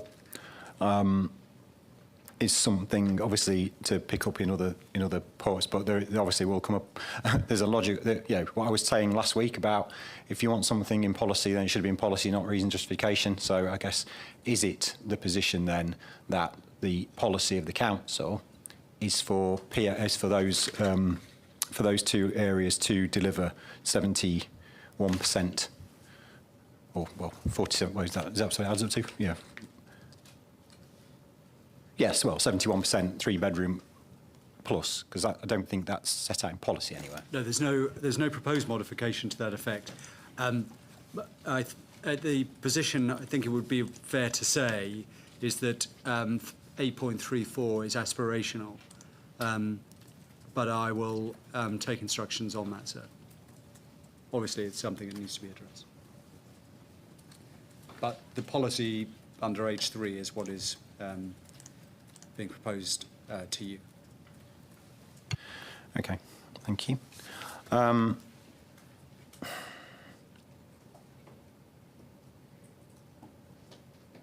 It may be useful if somebody, before the end of the session, could point me to where in the evidence, the justification bringing the figure down below, or bringing the figures to 30 and 40, which is not directly in line with the Schmar, as I keep calling it, where that's fed through, if you like, in the overall narrative of where we got to.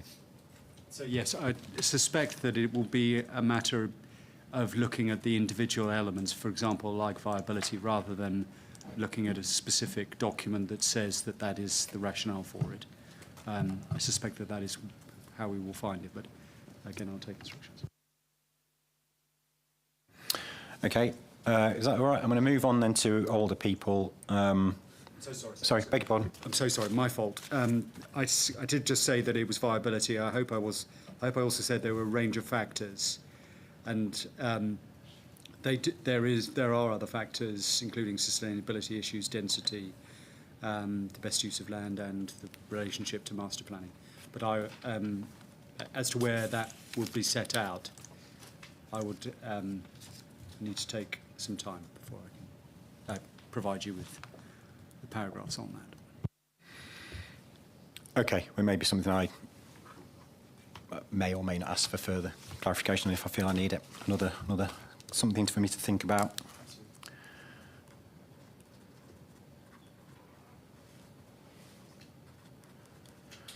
So moving on to housing for older people. In my list, covered by policy H5. I think it's generally accepted in the evidence base that there will be an increasing need for for housing for older people over the planned period.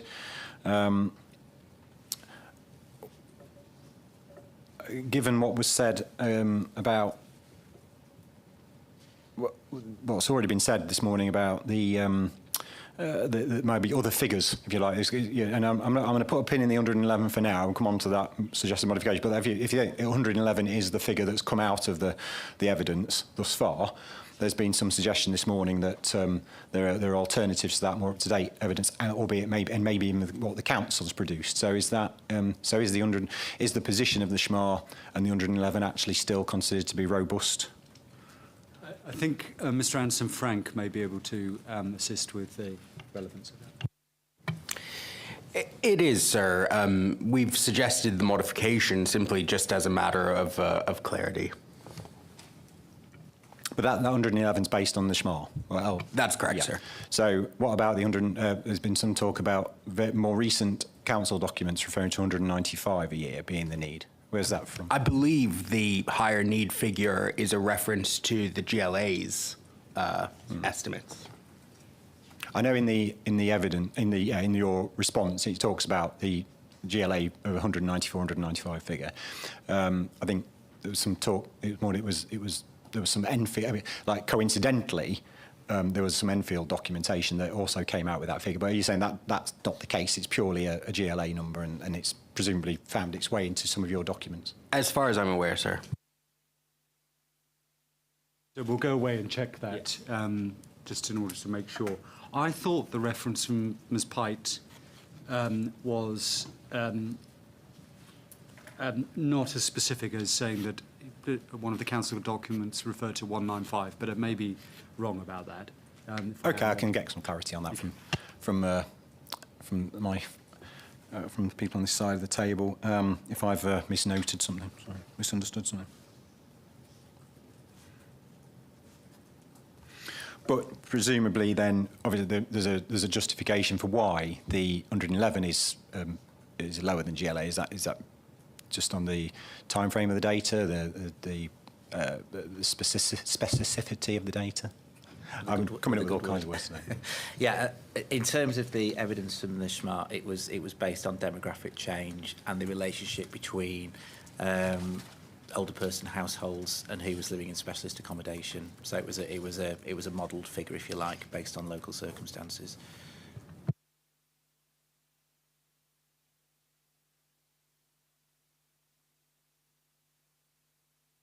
And not wanting to break over old ground, but you've already mentioned that if you were to if you had the data rolling forward to 2041, it was likely that they might show, or is it the case it might show a greater increase in? Arguably, yes, it would. Yeah. Okay.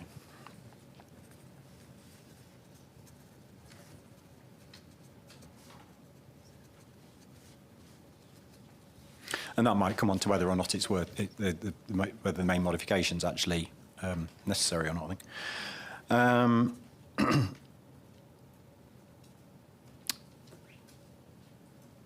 Not in terms of the number, but in terms of the general point. The policy H5 refers to support and specialist housing. How does the plan seek to address issues of sort of non-specialist housing and adaptation or people wishing to stay living in their own homes? Does the plan adequately cover that issue? Should it? Well, so the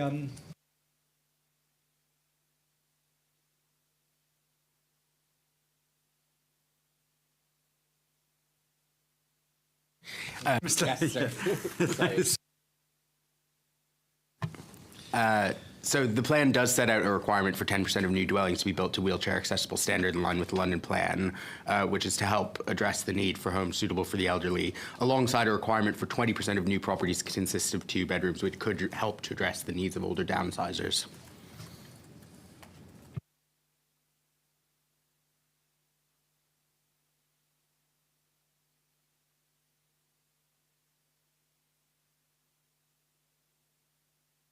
Sorry, the reason I was taking time was because actually H5 is dealing both with supported and specialist housing. And if one looks at 1A through C, one can see, for example, C requiring the provision of affordable housing within the category of sheltered and extra care accommodation falling within use class C3. And extra care accommodation, of course, covers a significant range of possibilities, including those that are capable of being developed out on existing, standard market-based housing developments.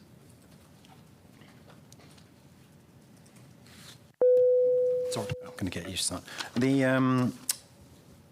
You've identified a need as a need. You've got a policy which is address it here. We'll come on to whether or not main mod's required or not, but you've got policy H5. Does the plan set out anywhere any allocations or actual specifically require need to be met in any particular site or location? It does, sir. The plan allocates a number of specific sites as well as broad locations where specialist accommodation for the elderly is encouraged. SA 10.1, land at Chase Park South, features this use under land use requirements on page 436 of Appendix C site allocations, and that reflects a scheme that's consented on the site for 95 care home bed spaces. The former Royal What was the reference again? May I have to be a bit slower? Apologies. SA 10.1, land at Chase Park South. We also have site SA Herb 11, the former Royal Chase Hotel, again a consented scheme. And then policy PL 10, the Chase Park placemaking area, states that development proposals must include specialist accommodation, including older persons housing in accordance with policy DMH5, and the same wording is repeated under policy PL 11, Cruise Hill placemaking area. So those are encouraging and a broad location approach to the provision of specialist housing. Thank you.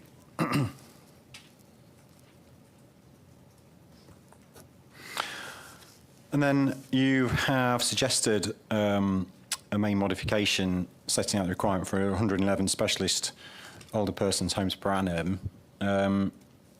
why is that just, before I can recommend any main mod, it has to be necessary to make the plan sound. So why would this be necessary to make the plan sound from your perspective? Simply as a matter of clarity, sir, and to focus minds on the delivery of such homes, for example, in the broad locations.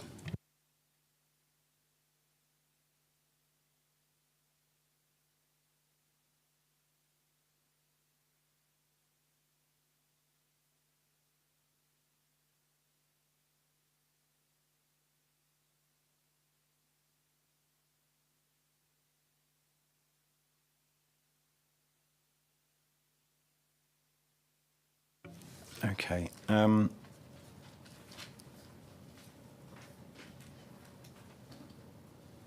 have you, you've gone through where you've identified a certain, you've identified certain potential locations for this.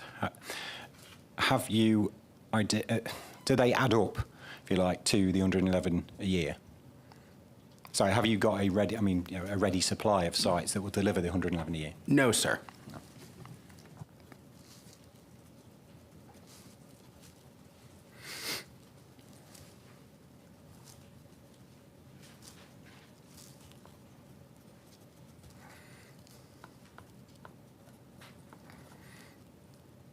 And given you've got a broad, H5 is a broad policy about where you will support such development, and you've got a few specific sites where people are it's either coming forward anyway, or you will ask to be encouraged.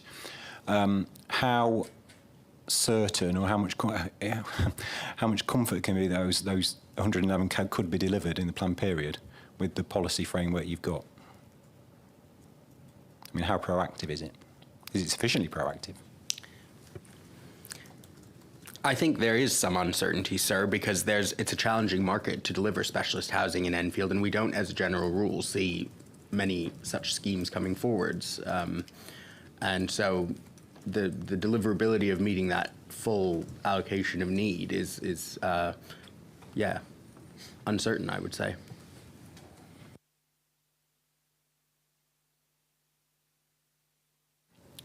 And is there anything you could do to increase that certainty?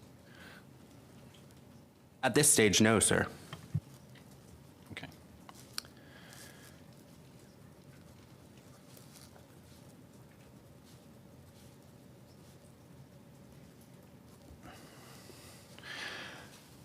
Okay. I was going to move. I've got, I think, some points will come up about that, but I will just move on to people with providing housing with people with disabilities. Is your answer roughly the same as it was in terms of the answer you gave some moments ago in terms of building regulations M42, M43? Is that where you see the plan meeting the needs of that group? It is, sir. Okay. I think in terms of, obviously you're aware that the PPG national policy requires evidence of viability and need for those issues, for those to be able to apply those optional standards.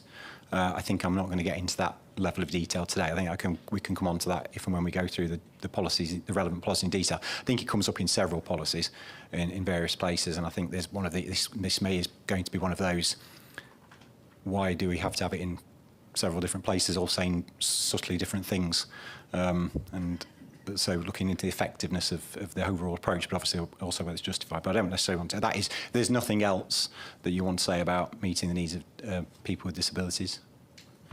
No, sir, but as you've pointed out, there are a number of policies that seek to address this through accessible design standards. For example, policy DE3, inclusive design, policy DE7, creating livable, inclusive and quality public realm, and policy DE13, housing standards and design. And it's acknowledged that there may be some repetition between those three policies. Quite. Okay. Very quickly on students. This was raised. Justification in the LHNA for not considering student needs is because, according to the 2011 census, there are only 236 people living in communal educational establishments, and so obviously a very small number relative to the overall population.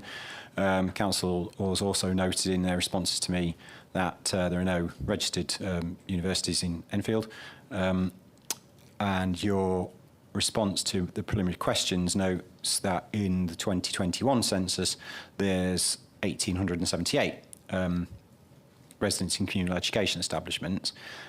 Yes, that remains a small number against the population as a whole, but this is my amazing maths. It's a 696% increase between 2011 and 2021, which is, if nothing else, is noteworthy, albeit still relatively small numbers. So, first things is obviously the plan still refers to the 2011 numbers, and there's been no update of the SHMA LHNA to consider whether this increase is relevant or not. So I suppose the question is does that increase of nearly 700%, albeit small numbers, have any bearing at all on the outcome, or should it have any bearing on the outcome?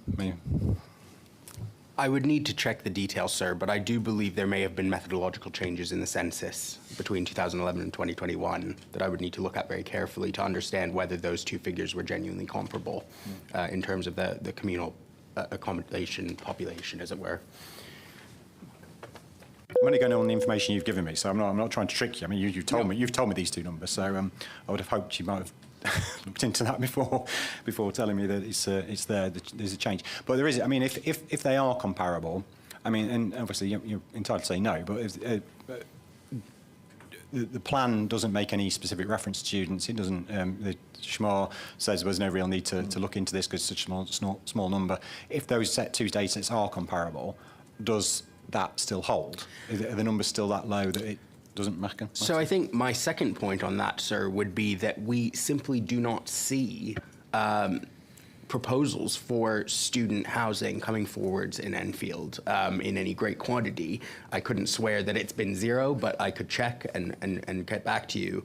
And we feel that view is still a valid one. That there isn't a demand for student accommodation in Enfield, and we're not seeing such schemes coming forwards. And I mean, I would put to you that this is an examination of a plan about land uses in the most basic sense, and we don't see proposals coming forwards for student housing in Enfield. So, of course, that needs to be seen in the context that we do make provision at H9 for policy relating to student accommodation. Indeed, which says, in criterion 1A, not wanting to get necessarily into I mean, there's a lot in there about other stuff, but 1A, contribute to meeting and identify strategic need, giving priority to local need. So, just in a kind of, well, how, if you're not identifying a strategic need in the plan, then how can you actually ever meet that requirement? Which may be a moot point because it might just be, well, it's such small numbers anyway that, but if you're starting from the premise of you must be able to identify a strategic need or a local need for this, and the council hasn't identified any, then you get into a rather difficult position for anyone proposing something. You know what I mean? Well, it places responsibility for establishing the case for the student accommodation in circumstances, indeed, where actually there doesn't appear to be a need. It places responsibility on the applicant to establish that there is a need for that. And of course, if it does exist, and if it's right, as is suggested, that there is a need, then that would be capable of being established. But in fact, it's the corollary of the council not establishing a need in this case that places the responsibility on the proposer. And sir, if I could just add to that, it is set out in the explanatory text of the policy that this does not rule out the possibility of new student accommodation developments coming forwards in Enfield. But I think there's a critical kind of sustainability point, which is that there not being any registered student accommodation higher education providers in the borough means that the provision of student housing in Enfield is inherently going to lead to increased commuting, et cetera, et cetera. And so, I think there's a question as to whether, the planning acceptability, the acceptability in planning terms of any student accommodation is in question in Enfield as a general rule, simply because that would not necessarily be very well located in relation to higher educational establishments.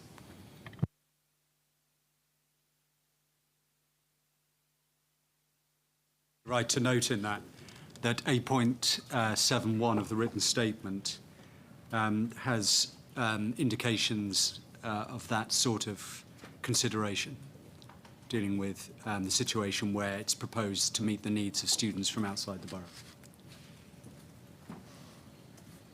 Thank you. If I could ask, sorry again, Mr. Bullock, is it? If in the course, obviously, your documents reflects on the fact that it's 236. I think there's a typo actually in the local plan, which is 220 something. Anyway, 236 students in the borough as of 2011.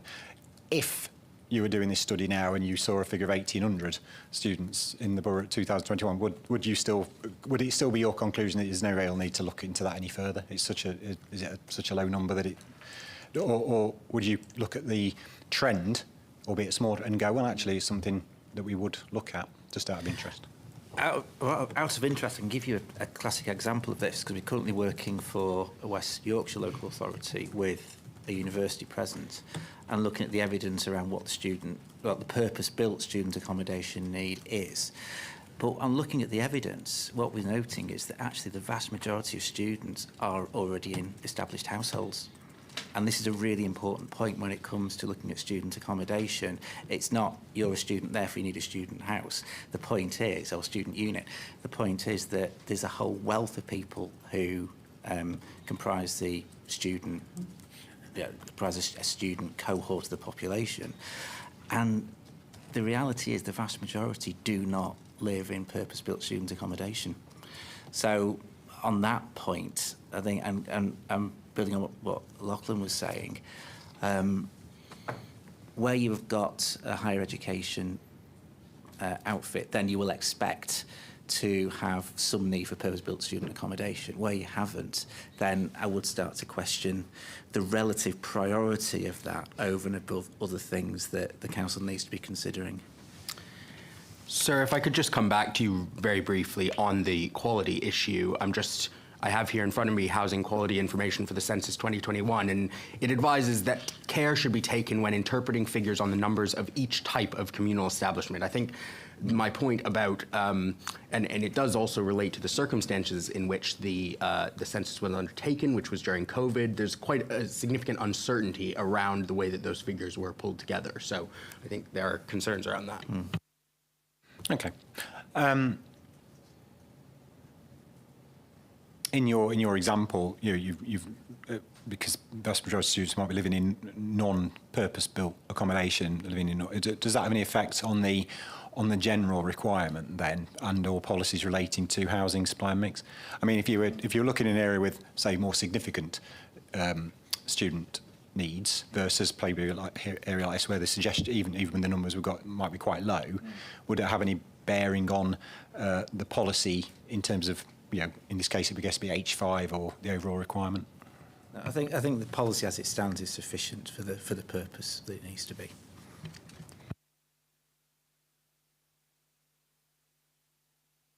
Okay. Paragraph 63, the framework specifically refers to people who rent their homes and people wishing to commission or build their own homes. I think this is covered in policy H6. I think I'm right in saying, generally. And there's also build to rent as well. There's H6, which is community-led housing, and H7, build to rent. So it's covered in those two policies. Anything you wish to say about those? I've got no particular points I wish to raise about those things at the moment. Not for our part, thank you. Oh, I tell a lie. Sorry. I beg your pardon. I'm lying. Paragraph 7.45 of the LHNA recommends that the plan should encourage provision of self and custom building plots through a strategic policy on major allocations identified in the plan. Has that been followed through at all?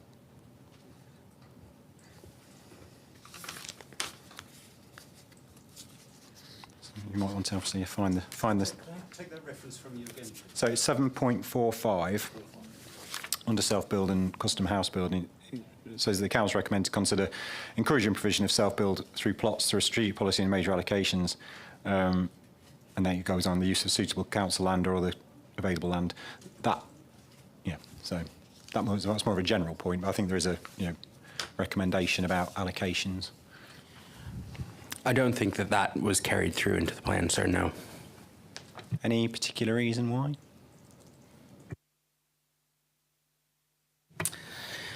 I think there were concerns about the deliverability of such schemes. I'm aware of a number of instances where authorities are attempting to bring forward such a policy, and there are very significant challenges, and it could impact upon the deliverability of sites overall. So at this stage, it was not considered a policy we wanted to bring forward. Just to help on that, I've just been given from behind me the two policies on Chase Park and Cruise Hill, and in fact there is a reference to self-build and community-led housing within the Chase Park policy, PL10, subparagraph 7. And there's also one for Cruise Hill, which is, I suspect, the same paragraph, is it? Yes, it is. Paragraph 7 again, of PL11, page 107.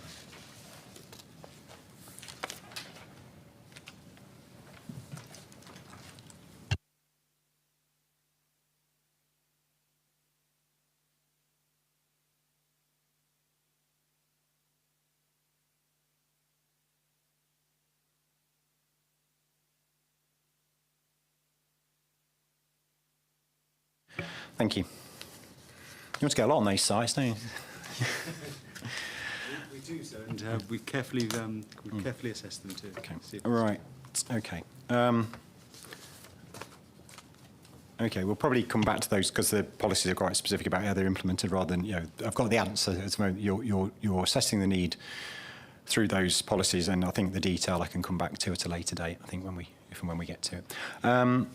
Are there any other points? I've not picked up on the affordable, in terms of your 5 issues. There was affordable housing tenure mix and concealed households. If you want to give your points on that. So yes, we set out the position within the topic paper in part, but the tenure mix has been assessed by reference to viability considerations. And we acknowledge that there, of course, is going to be a greater level of need and demand for certain types of accommodation. But ultimately, the conclusion was reached that that was the most appropriate approach in order to achieve viable proposals.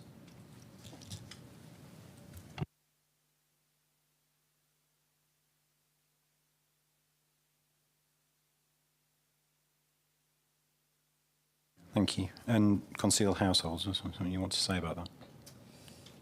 Concealed households, I think the answer on that is that it is incorporated within the assessment of affordable housing, as indeed the PPG recognises. And one needs to be careful to avoid double counting in relation to that issue. But Mr. Bullock, I think, would be able to provide some brief details on that. And I think the only point I would make, I concur there that the evidence base does take that into account by virtue of looking at Housing Register as a key source of information.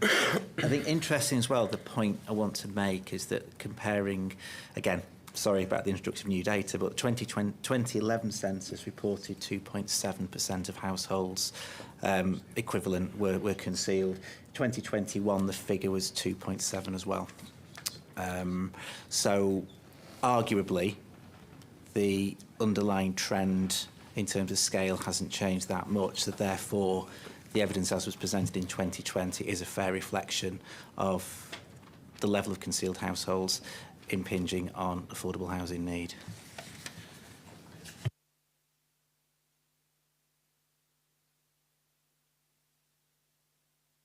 Okay, I want to say I've not got into affordable housing in massive detail in this section. Session, this is obviously probably more of a, as much as anything, a stage 2. Particularly when I need to obviously get into the viability side of it and everything else. But if there are, if anyone wishes to raise anything now as a starter for 10, that'll be fine. Okay, thank you. I will start. I'll open this up now. Unless there's anything else you wish to say about any of this, no. I'll open it. I'll open it up for a change on this side. I'd say, well, Mr. Stevens, if you want to make your points, thank you. Thank you very much, sir. I just wanted to make a brief comment on the Council's policy H5 and support for the supply of accommodation for older people. When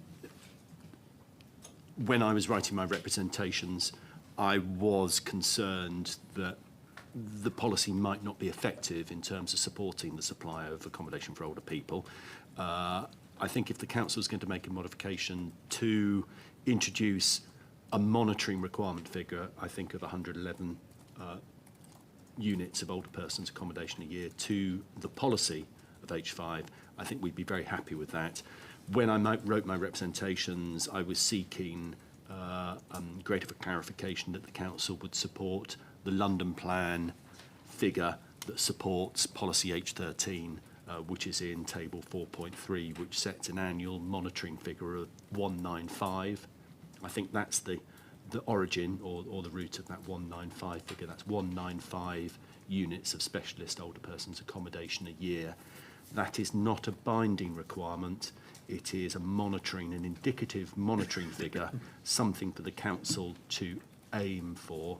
But given that that figure is set for 2017 to 2029, we're very content if the council is setting a monitoring figure of 111 per year for the duration of the plan.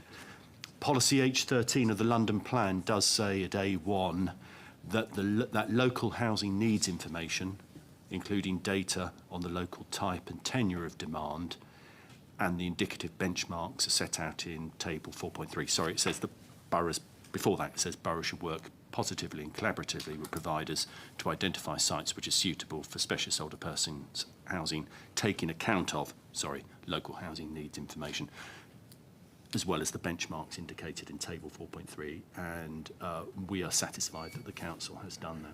So we're satisfied that the plan will be amended to give the policy some teeth. Thank you.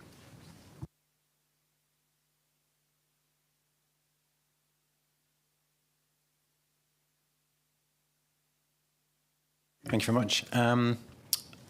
O50s Forum. Thank you. I'm trying to understand what there is for what the LHNA calls age-related housing need.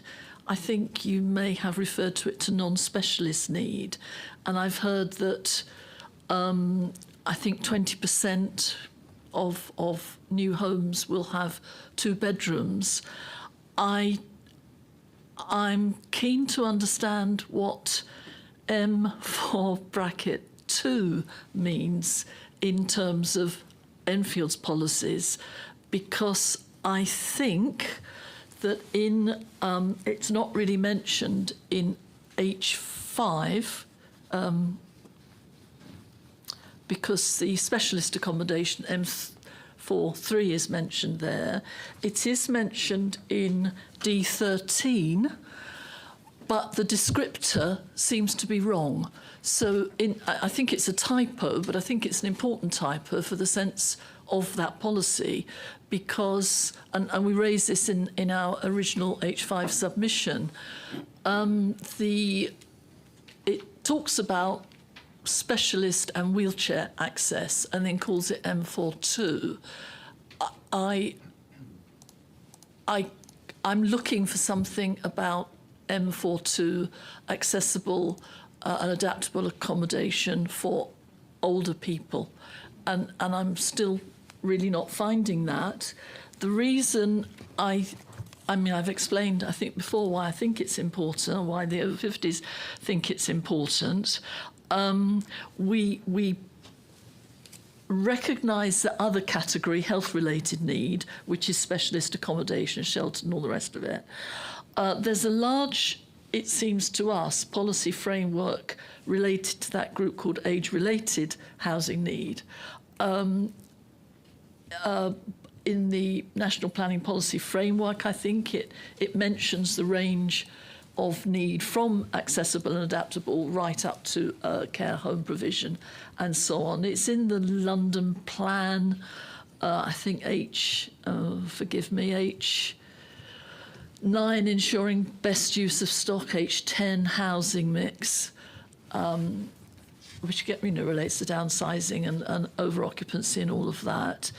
It's really amplified very significantly in the SHMA 2015 paragraphs. It really does lay out very, very clearly, for us anyway. The title is Family Size Units and Under Occupation, 12.71 right through to 12.7.9.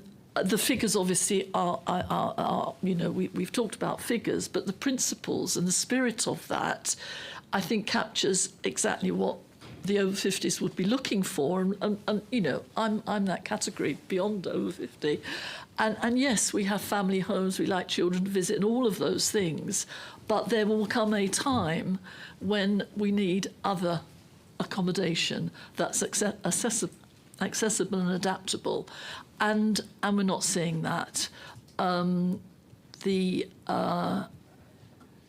think just a nod, if I may, to the importance of PL10 and PL11, because that's what we've been referred to, because we will talk about this tomorrow probably. The provision for that age-related group always refers to the importance of location, and we don't think that's a suitable location. I think that 009 paragraph, the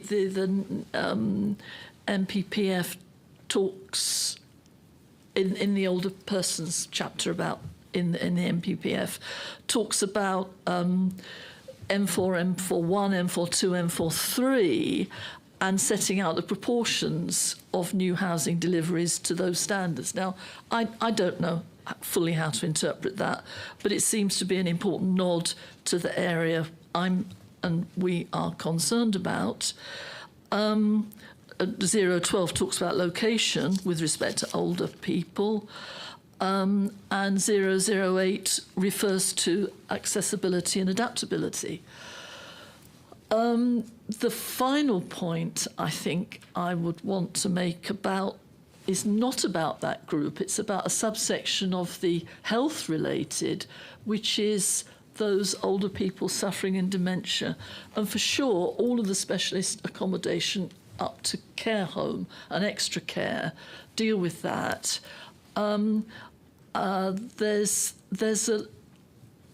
F42, which I think is a technical appendix in the LHNA, talks about some figures, but I think that the uncertainty is mentioned, I think, 3 or 4 times in the LHNA, and I wouldn't seek to pin people down, but where there are figures, they're a bit hard to interpret, is what I'd say. And the London Plan, paragraph 4.1313 of H13, talks a great deal about boroughs considering the need for accommodating dementia residents, people with dementia. And I'm not sure there's a great deal in the local plan currently about that, and that worries me. Just on that point, and obviously we are reading out a statement. We're going to have to probably stop. I am picking out the bits that are highlighted. But if the plan doesn't say much about dementia, what could it say, and what do you? I mean, the point is, what do you want it to say? I think overall, what we would feel most comfortable with, and I think it mentions this in the MPPF, a policy about older people, because it's so complex, and to have to dip around here and there and picking up little bits and odds and pieces makes it really hard to get a sense of a coherent plan for older people, and obviously, you know, dementia sufferers are not only older people. And you know, but the provision might be the same, and the London plan and others talk about the complexity of supporting such people and how nobody really quite knows yet. So there's a need. It talks about. So from a purely practical, I mean, obviously, I've got to think if I was to recommend a modification to the what, and I take the point about that there are bits all over the plan. My view on that will be the plans are read as a whole, so sometimes it isn't that convenient. I have to make a view as to whether the way the plan's set out actually results in something that's unsound, and that's going to be whether it affects the effectiveness of the plan and makes it unambiguous. And I think there are issues around repetition or duplication or whether, you know, where that could come in, but it's simply having one policy which talks about specialist housing, another policy which talks about accessible and adaptable homes isn't necessarily in and of itself a soundness issue. So that's one thing. But the second is to say I'm just need perhaps a little more clarity on what it is that the plan doesn't do in terms of the policies that you've read. You know, what is a planning policy that the plan doesn't include, which could address your concerns about dementia? I mean, I take the point about the M42, and looking at the, you know, just reminding myself what the definitions are. I think there probably is, there are probably issues around definitions in the various. It comes up again, looking at my underlinings and scribbles and things. There are things to address in that, and I think we can come on to that as we go through. So yes, that needs to be picked up. Make sure it's actually accurate and doing what it's supposed to do. But I say I'm still trying to get a grip on what's missing in terms of, you know, what is missing. And that's, I suppose, and I understand you want something in there, but I don't know what. I think someone much more specialist than I am would have to answer that question about dementia, because both the London Plan and the MPPF, I think, talk about there's not sufficient research yet to be explicit and specific about what sort of accommodation, how much. Because it's a very, very wide range, and therefore it talks about being creative. If I was to, but if you were to go through policy H5, I'm not going to go through policy H5. Just make that very clear. But if you were going to, look very sort of the, you know, supported specialist housing. I mean, the council will facilitate the provision of appropriate housing with care homes and where appropriate retirement housing and to meet specialist and supported needs of vulnerable people. You know, it's got many criteria about where that should be. You may disagree with some of that and so on. It's got requirements about affordable housing. It's got requirements about what specialist housing should do and what it should meet. There's a lot of criteria. A lot of these policies have got a lot of criteria in them. You know, other criterion 3 is other forms of specialist housing for older persons. There's a lot in there, but so is it? I could just leave it now and obviously take it away with me, which I probably will. But I don't want to make sure I've not misunderstood. So what is actually, if there was some need that somebody wanted to deliver, a planning application were to come in to deliver something that would address all of the things you've raised, would the plan support that? I think I mean, I'm currently reading what it says in the London Plan, which I cited earlier, and it said borough should consider the need for accommodation for people with dementia within specialist older persons housing developments. So I suppose I'd be inclined to feel that the initiative should be on the council to interpret that in a way that adds substance. Sorry, So the Mr. point. Byrne, So the I point would think- be that you at the moment it doesn't do that. So that's fine. I don't feel comforted by it. I think.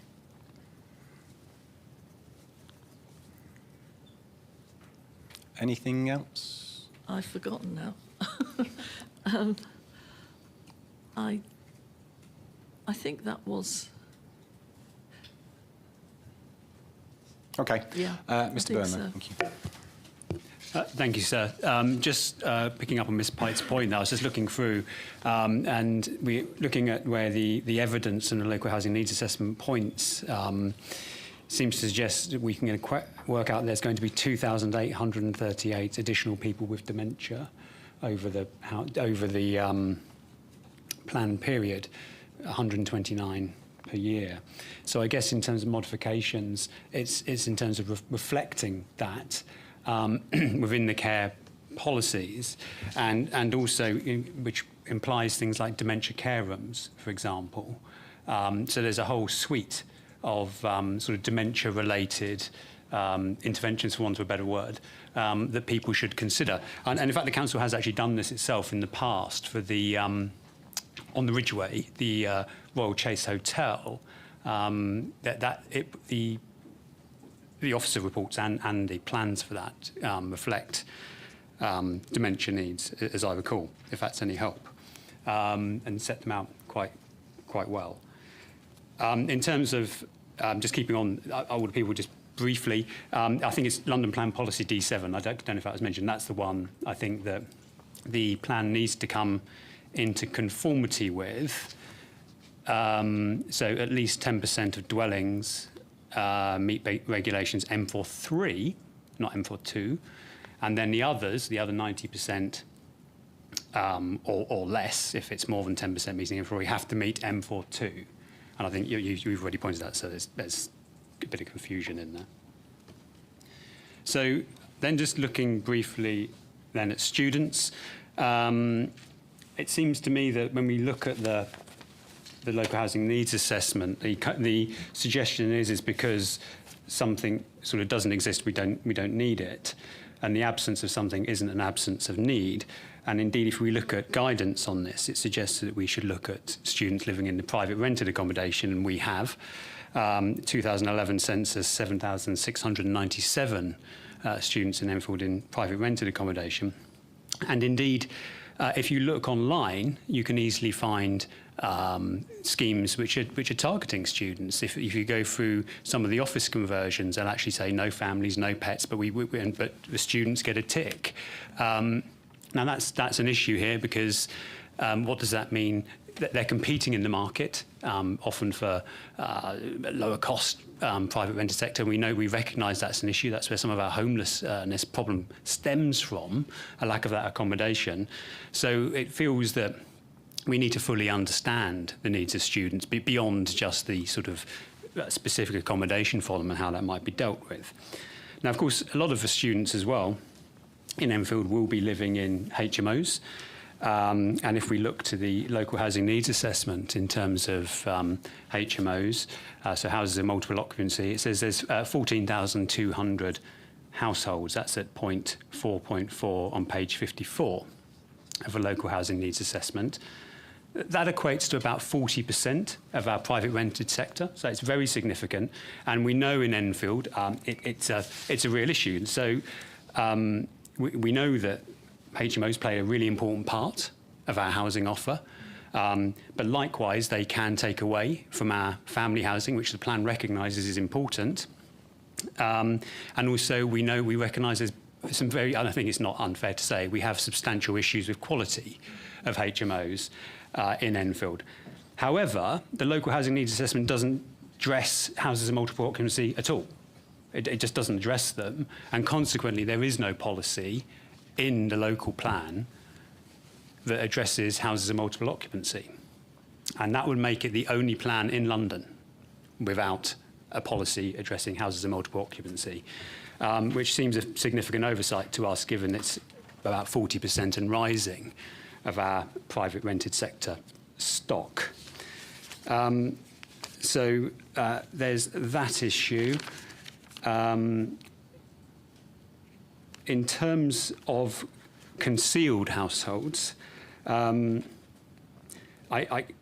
really can't unpick how many of these come from, but I think we can recognise that there's a considerable number of concealed households within Enfield, and not all of these surely are dealt with under the social rent affordable housing calculation. How many, we need to know how many, in terms of evidence and proportionate evidence and understanding housing needs in the borough. I think we need to understand what is the figure of concealed households and how many of those are being picked up in the social rent affordable housing calculation, because to be picked up in that calculation, you absolutely have to be on the housing register. And not all concealed households by any means are of course, not on the housing register. They simply won't qualify. So how many concealed households are we actually missing out on here? Coming back briefly then, I think last point on affordable housing, this 50-50 split, which is very unusual in London. It's mostly 70-30, or if not 80 sometimes. I think I did find one other 50, but mostly it's almost, and that hasn't been approved yet. Mostly it's 70-30. We have it believed that that's to do with viability, and yet we're introducing sites in the Greenbelt which are meant to improve our viability situation. So I'm not quite sure how that sort of plays out with other boroughs who are urban-only development managing to get 70% social rent, and then Enfield's developing Greenbelt to deliver more affordable housing but can't deliver a greater proportion of social rent housing. That all seems quite confused to me. Just going all the way back, I was picked up on Better Homes Enfield, and challenged over our position. So I just want to really quickly address that. Yes, we do want more family housing, absolutely, and particularly affordable family housing. But to deliver that, and I think this is the point that one of our friends picked up on from the House Builders Federation, is that you kind of have to be able to deliver the right type of other housing. So if developers are hamstrung by trying to reach family housing targets in the private sector, which don't really make any sense, that's going to slow down the delivery of our family affordable housing and our family affordable housing. And just to point out as well, our belief is that they should be in sustainable locations. We don't believe that Chase Park in particular is a sustainable location. Thank you, sir. Thank you. Just a couple of questions for me to clarify a couple of points before I ask the council to respond. Well, I'll just make this note. So I was looking for consequences and to what is missing. So if you mentioned the HMO, HIMO, lack of a specific HIMO policy, what is it? If you look at the plan as a whole, and I know there's 600 pages of it, but if you look at the plan as a whole, what is missing from the plan that a HIMO policy would do? Is there something, I mean, again, are these things which are picked up under, are the issues picked up under other policies? Would be my question. Well,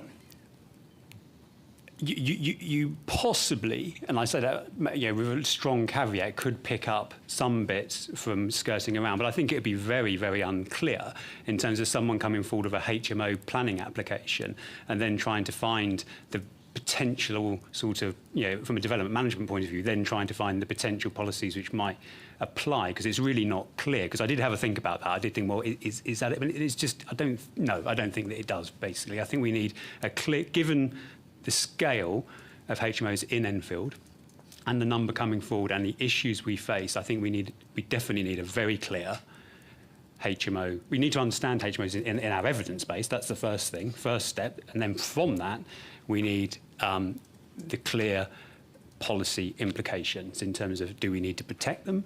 Do we need more? Do we need to protect family housing? What's the quality issues, etc.? Because from my experience in other plans, where they are, there's twofold, aren't they? The HMO policies, they are often about the mix of housing and the proportions of family housing, and whether or not, as you say, they should be resisted in order to protect the mix of housing. And then obviously there's another side of the coin, which is also often about amenity, or as inspectors don't say amenity, living conditions and the like, which may well be picked up more specifically. So is it the former? Because obviously there are policies relating to amenity and so on. It is the former, but also the latter. I mean, I think when you look at the specifics of sort of government guidance related to houses in multiple occupancy, it talks about ensuring planning permission is being granted, but there's also specific reference to it in the London plan in terms of ensuring best use of stock. So boroughs H9. Policy D, boroughs should take account of the role of houses in multiple occupancy, HMOs, in meeting local and strategic housing needs where they are reasonable standard and they should generally be protected. And then there's quite a bit on it in point 4.9.4 of the London plan. So in order to sort of be in conformity with that, I think we do need some better evidence on this, up to date, and in my view, a kind of a policy.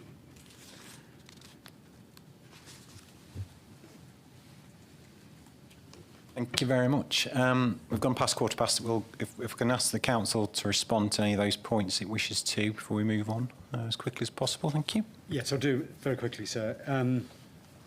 Mrs. Pine's point about dementia, we were asked to consider that, or we are asked to consider that under policy H13 of the London plan. We have considered it, and it's incorporated within the relevant policies with regard to specialist housing. It's sufficiently broad to cover off that issue. It's not related solely to older persons' housing. Forgive me, I'm conscious that probably that didn't get picked up because I wasn't speaking into the mic. But we cover the position as is required by policy H13. Mr. Burns' points with regard to the issue of students. One of the points he makes is that, well, one needs to understand that students will occupy HMOs. Of course, there has been analysis of the HMO position within the housing need assessment in any event. Concealed households, that's been dealt with by Mr. Bullock already, and he's given you the data on that, such as to show that there's no difference between the position as it was in 2011 and 2021. Then, with regard to the issue of the 50-50 split on tenures in affordable housing terms. So again, we've indicated why it is that is as it was, and I don't need to repeat it. The last point relates to family housing. The point made, I think, by Mr. Byrne is that there would be a slowing up of the delivery of it. Well, firstly, he acknowledges that Better Homes' approach is to try to get family housing, obviously consistent with the council's approach, which bears on the question, do you need now to undertake a full local housing need assessment, such as is required by Better Homes, if it's doing what Better Homes would like it to do? But in any event, he says, well, look, the affordable family housing will be slowed down by reference to in relation to Crucial and Chase Park, but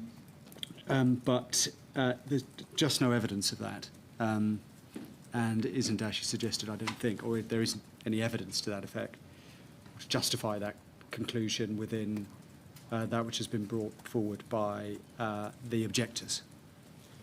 Anything else? Nothing else from us. So what about the missing HIMO policy?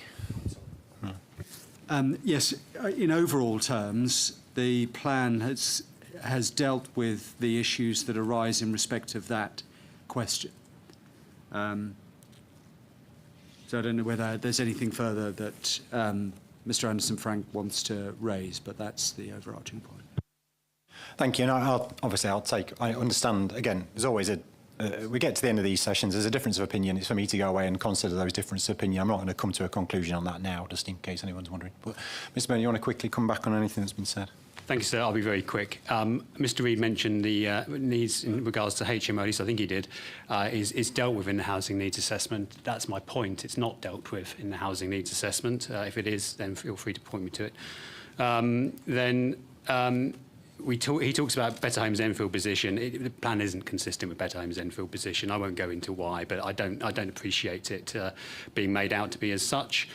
In terms of an example, we have given an example in our hearing statement of where this problem occurs. The council has identified this problem itself on one of its own developments at Berry Street West, where it's unable to sell its market rate housing, and that has slowed down, in its own words, the delivery of affordable housing in the borough.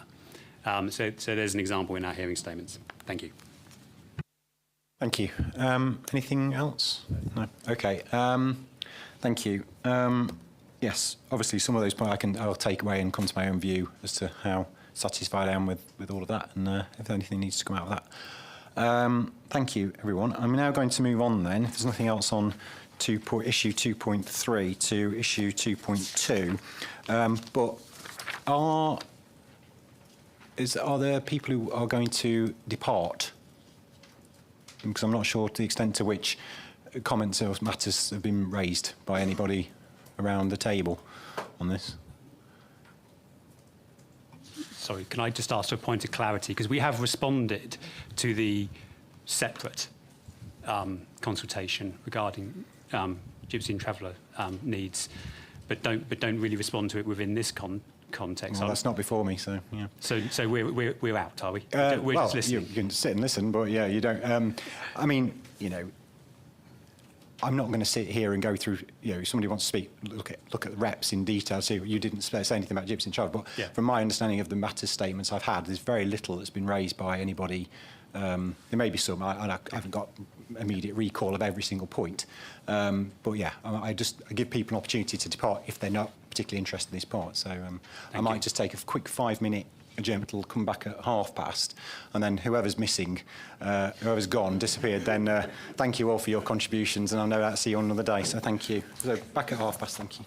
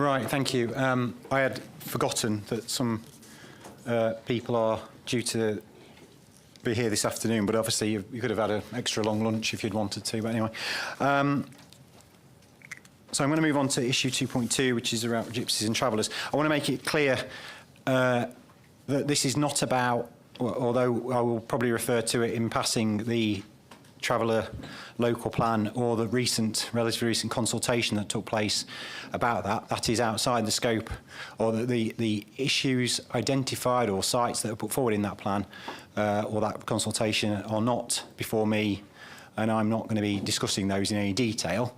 There is an issue about the deferral of these issues to a separate local plan, which is more in principle, but the detail of those plans is not something I'm going to get involved in today. So just make that absolutely clear.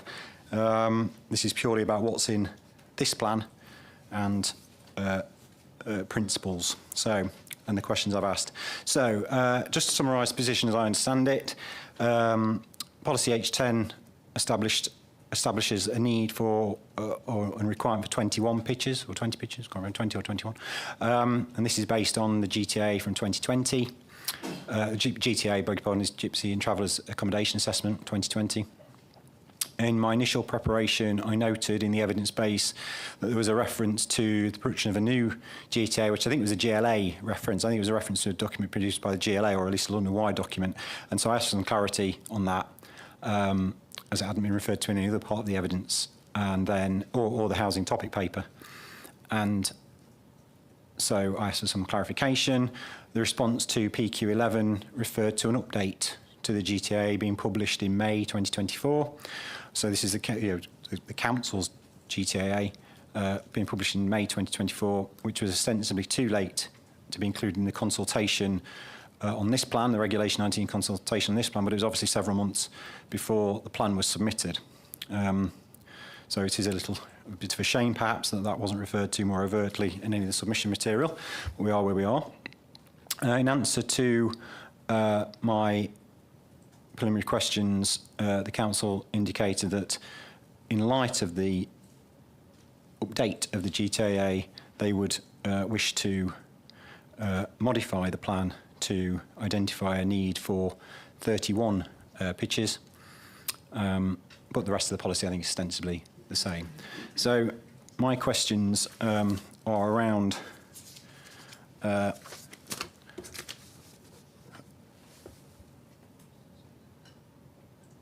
soundness of the plan as submitted, whether or not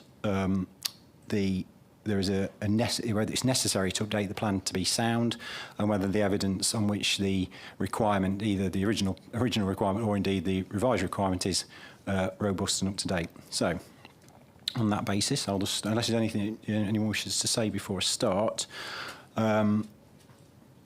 obviously, under question 2.8, perhaps goes without saying now, but you said that the council no longer considers policy H10 as submitted to be sound, and this is primarily because the GTA, the information the GTA was based on, or the definitions the GTA was based on, have since changed, and there is as what's known as a Smith judgment, which alters the definition. So is that's correct? I've understood all that correctly. You have so. Yep. You have so, yes. So then, moving on then to questions 2.9 and 2.10, I did misspeak last week when I described the updated GTA as a new GTA, and I was helpfully reminded that it wasn't that, it was an update, and that it relies on the same primary data as the original study in terms of household surveys and so on. So as such, as the primary data is from 2020, or sorry, I should say, as the primary data is from 2020, just again, for avoidance of doubt. It's 2020 information, so I'll probably look at it. Okay. So given this, and obviously we've had a discussion this morning about is 2020 data considered robust and up to date for the purposes of the plan. Can I get the council's views on whether the underlying data is still considered reliable and robust? So we think, considering the passage of time. But there does need to be some consideration, of course, of the forthcoming, or the approach that's now taken with regard to the separate plan that's in place, which requires to be taken into account. I don't know whether either Ms. Rain or Mr. Gillespie want to add to that.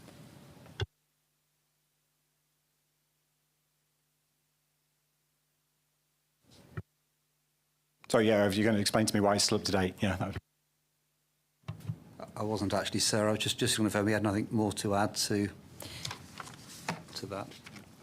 Well, I think I do need to. I mean, on what the data's 4 years old. The household survey is 4 years old.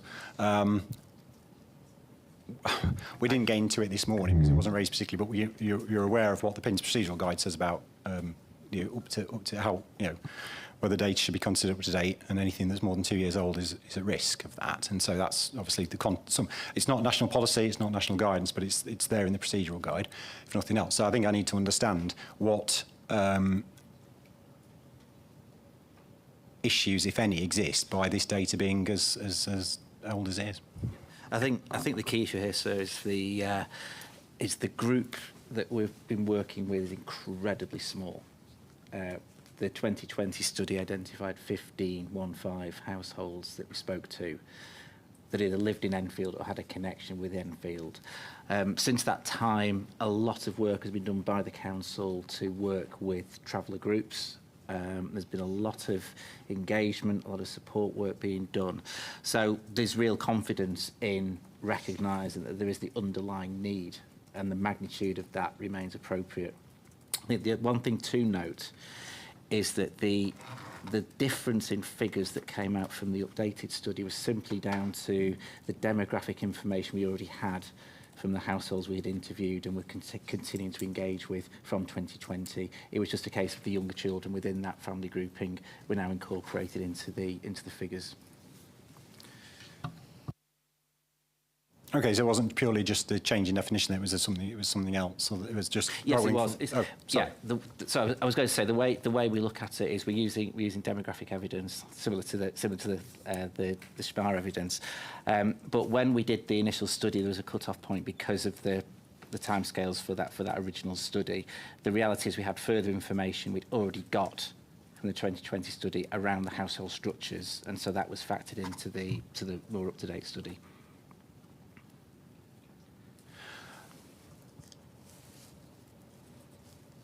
So it's a combination. So some of the household surveys are the same. The definitions have changed. There are some other data that's fed into that. I mean, I did notice reference to like 2021 census in some of this as well. And so I think the point is that the impact of the need over the longer period has been factored into the updated study.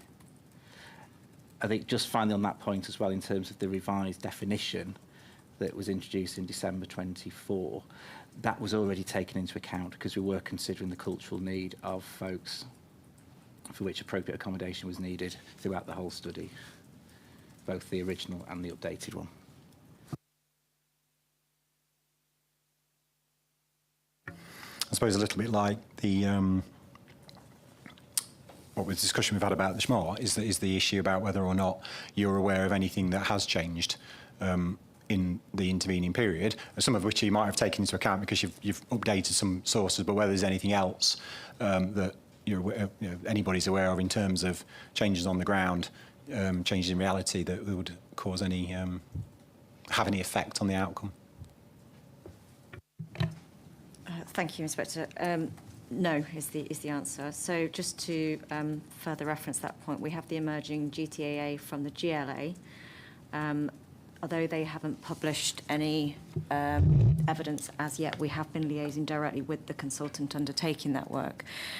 We know broadly the two needs assessment are aligned. They're coming out slightly under our own pitch provision for the same time period. So that is an emerging evidence base, not yet published, but it gives us all but one pitch the same data. Just for my note, do you know timescales for that work? No, we keep asking. We've got no timescales as yet.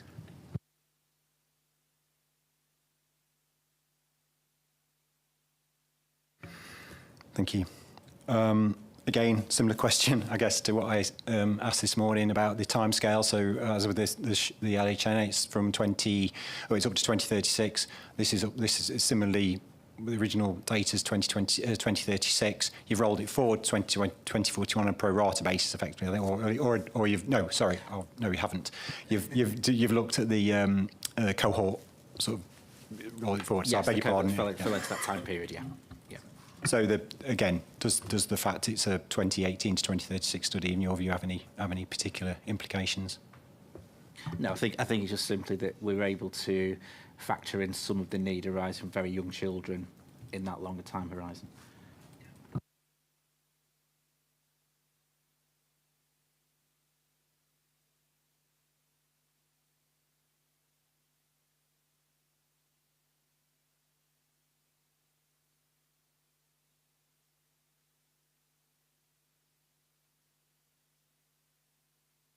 And again, you've taken into account the Smith judgment, I believe.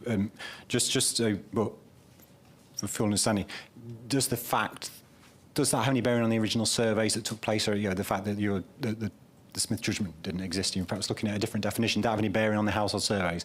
I guess it comes back to, if you were doing it again today, would they be significantly, substantially different based on the change in the world we've had since? No, there was no difference because we specifically looked at cultural needs as part of the study.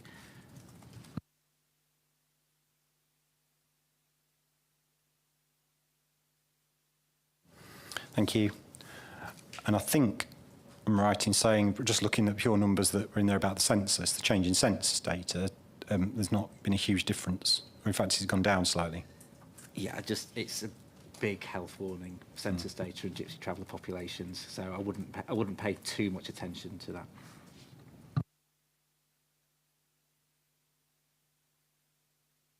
And while I don't want to get into what was in the I'm going to call it the Traveller Local Plan consultation, I'm aware, obviously, a consultation took place last year, and you've just mentioned it, so I want to get clarity on what you mean about taking into account that document. Was the need / updated GTA part of that consultation? So were you consulting on need as part of that? Sorry. Yes, that did form part of the second round of Reg 18 consultations. So the updated GTAA did form part of that package of information. Just again, my understanding was that from the PQ responses and from I think from MIQ responses, that the intention was that this plan, the Enfield Oak plan, would establish the need, and then there'd be a separate plan identifying the sites and allocations. So how does consulting on need in that plan fit into that, and how does it help or hinder me? I think it was a question of timing. When we had the update commissioned, so that was produced in May 2024, the GLA confirmed their high-level interim figures in June, and then we had a council report in the system also in June of last year. So that was all leading into the second round of Reg 18 consultation for last year. Anything to add in? No. But if the need's being established in this plan, what is frankly the point of consulting on need in a separate plan? And this has obviously come on to my questions about deferral and having this running in two separate locations. I mean, as far as I'm concerned, you're making a case here, and obviously if I accepted the main modification, that would have to be consulted on. But I suppose I'm slightly conscious of the fact that if you've been running a separate consultation where this has been part of that, and you've had representations about that, which obviously not before me, yeah. How is this going to play out as we move through this examination? The needs assessment, the original needs assessment set out the need in terms of cultural and PPTS need. The original issues and options consultation for the Traveller Local Plan asked the question, which needs should we meet? The updated needs assessment that Mr. Bullock did doesn't change the need, it extends the period of need that it's looked at. So actually, there isn't any new need. It's just looking at a slightly different period. I understand. I get that. But what I don't get is you've run a consultation in parallel to this one, Yeah. or parallel to this examination, where you are consulting on something that's in this plan. So presumably, if the GTA is out there and you've asked, I don't know what questions you've asked. I've not. I think there was a link to the. I've not looked at that link because that's not before me. I'm not getting involved in what's in that document or what you've consulted on at the moment, at least. If you've said any question there, is this need acceptable? Is this appropriate? Is this what we should be doing? Then, well, how does that help me if you're having those different considerations outside the scope of this plan? Am I going to get a situation where, when you've considered those reps, you come back to me and say, well, actually, sir, we've got another change? Okay. Sorry, you're going. Sir, I appreciate it's not before you, but just looking at the consultation response form that was produced as part of the second Regulation 18 consultation, the council asked a series of questions, and none of those related to whether people agreed with or disagreed with the GTAA as part of the evidence base. But there was a separate question asking whether people had any additional questions or comments on, and then a series of supporting documents were listed. And one of those was the updated GTAA assessment.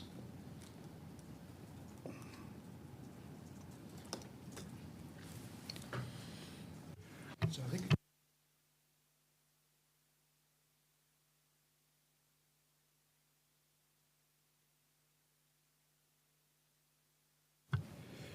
I'll start that again.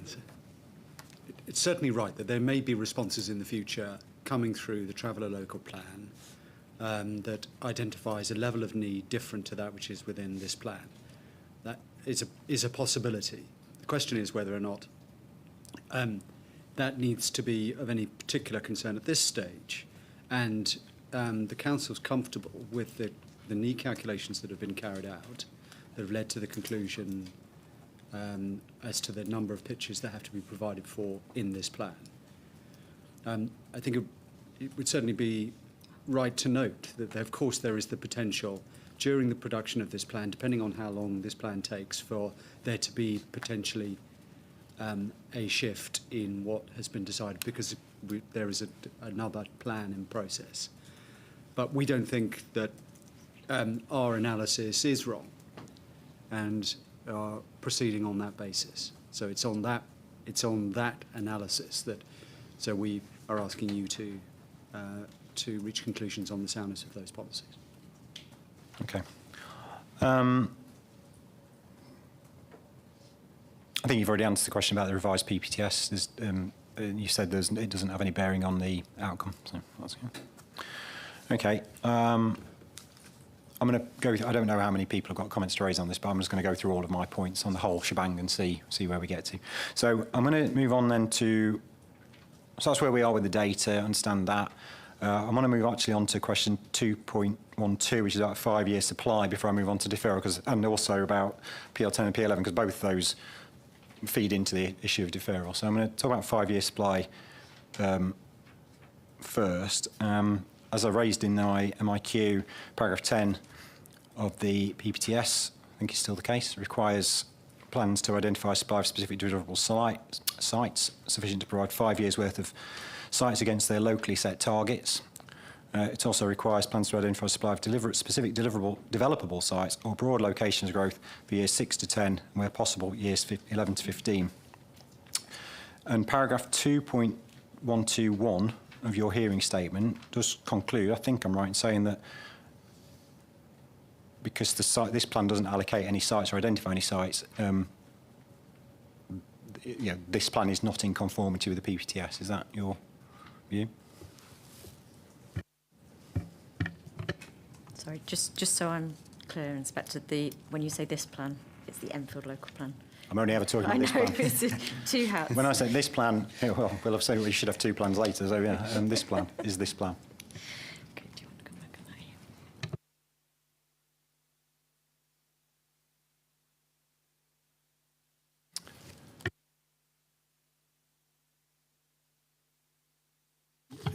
You're right that in terms of the council's position, it's that which is set out at 212.1,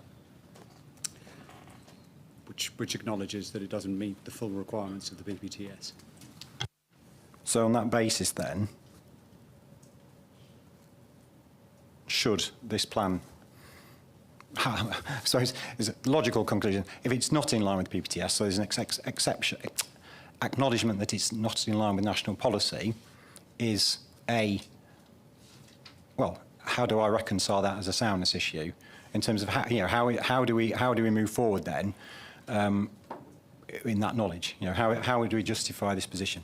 Well, because policy H10 deals with the provision of the number of pitches via the traveller local plan itself, which, as 2.12.2 indicates, that the TLP will satisfy the requirements of the PPTS. And so it's that interrelationship that exists between the traveller local plan and this plan that in totality satisfies the requirements of the PPTS.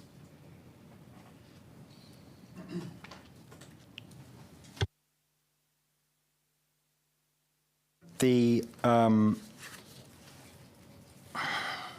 GTA identifies a need for 16 pitches between 2020 and 2025. So we're into that period now. So those 16 pitches, I've not seen anything to suggest those 16 pitches have been met. So there's an undersupply against the 5-year supply already of 16.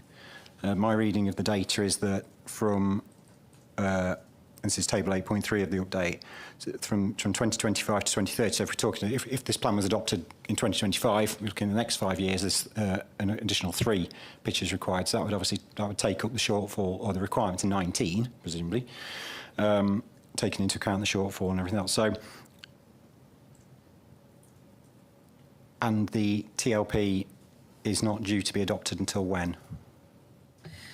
TLP is scheduled for adoption later this year, early next year. What you don't have in front of before you is 2 pre-application advice, which have already gone through the system. So it is the intention of the council to twin track those alongside the Reg 19 traveller local plan later this year.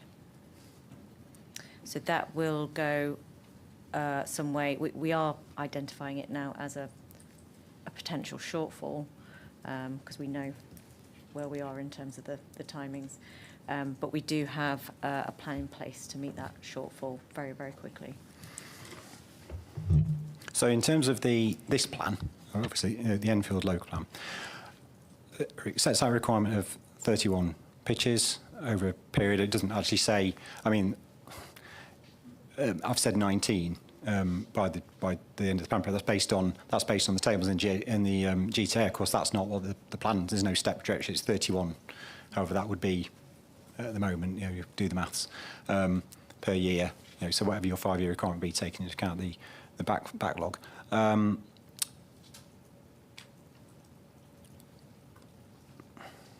I would need to see, in order for me to be satisfied that this plan is meeting the requirement of the PPTS, then if let's look at the normal market housing, or normal housing in this, or general housing.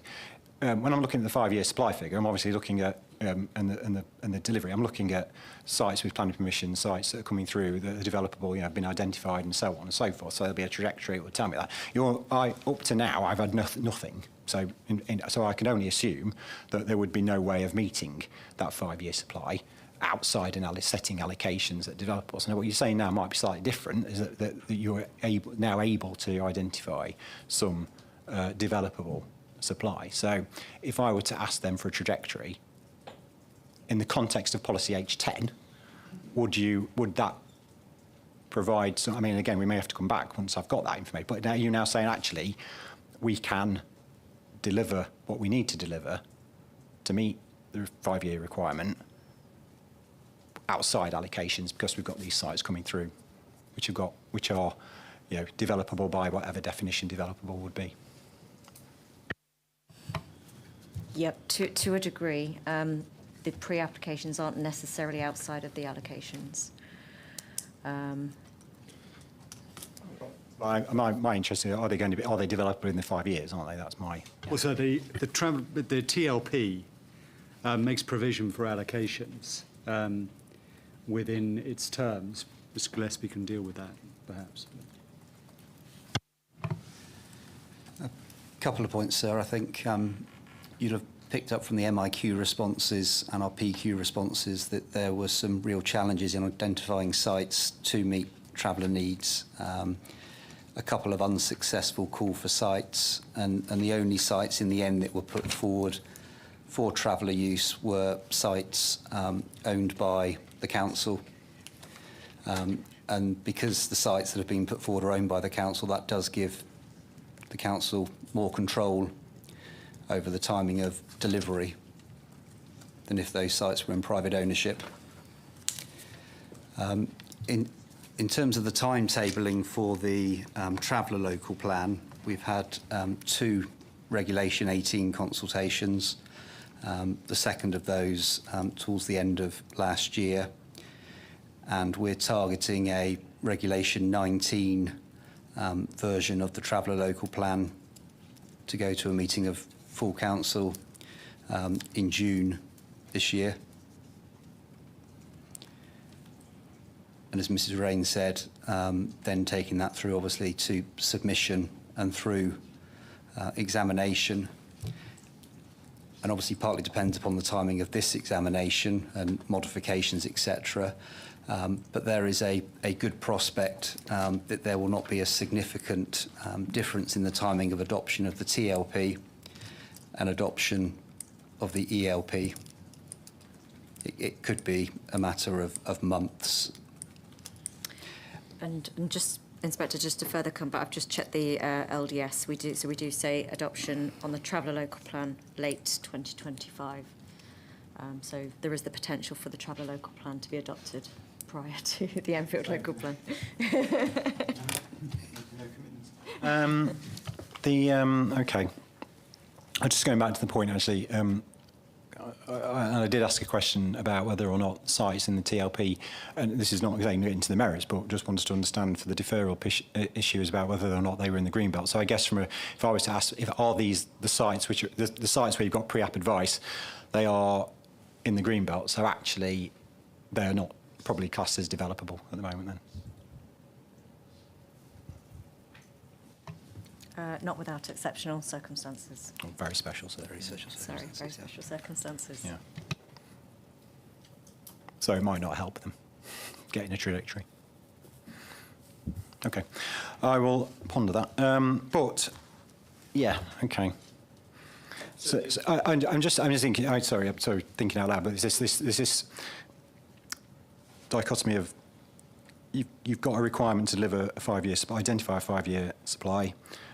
This plan identifies the need. All right, in theory, it might be adopted in a very similar timescale, or even prior to this. I don't know, but there is clearly an issue, isn't there? That this plan is not doing what it's supposed to do. Well, sir, it does what it's supposed to do insofar as it is making proper provision for need. The question is whether or not the traveller local plan could be relied upon for the purposes of delivering that need. For the reasons that, of course, already been set out, the Council is satisfied that the traveller local plan will achieve adoption by reference to identified sites that will be allocated in that plan. And it will be doing so in a timescale that aligns with the local plan.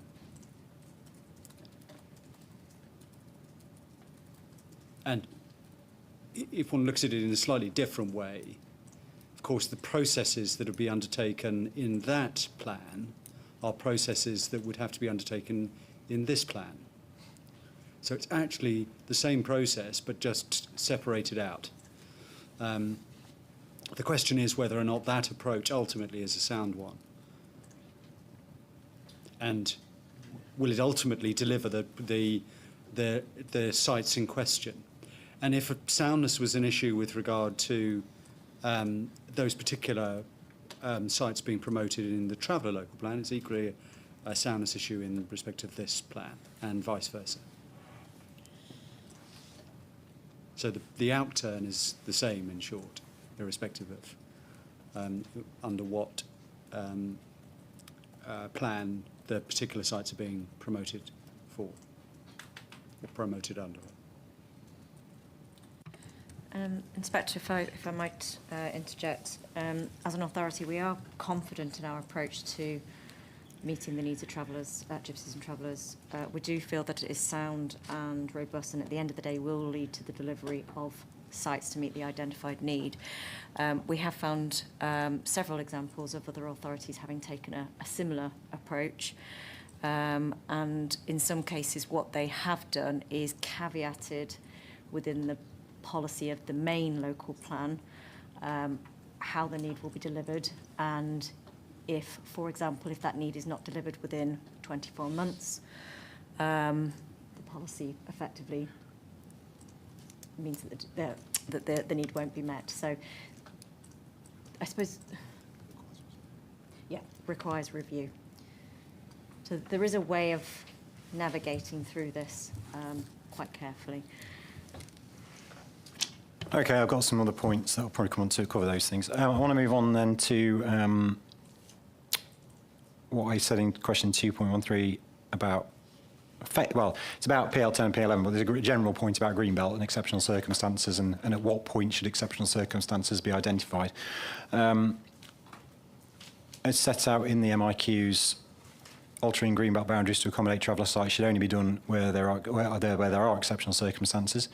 The PPTS also makes it clear that where land is to be removed from the Greenbelt for traveller purposes, it should be specifically allocated in the plan as a traveller site only. And para 145 in the framework states that strategic policies should establish the need to alter Greenbelt boundaries.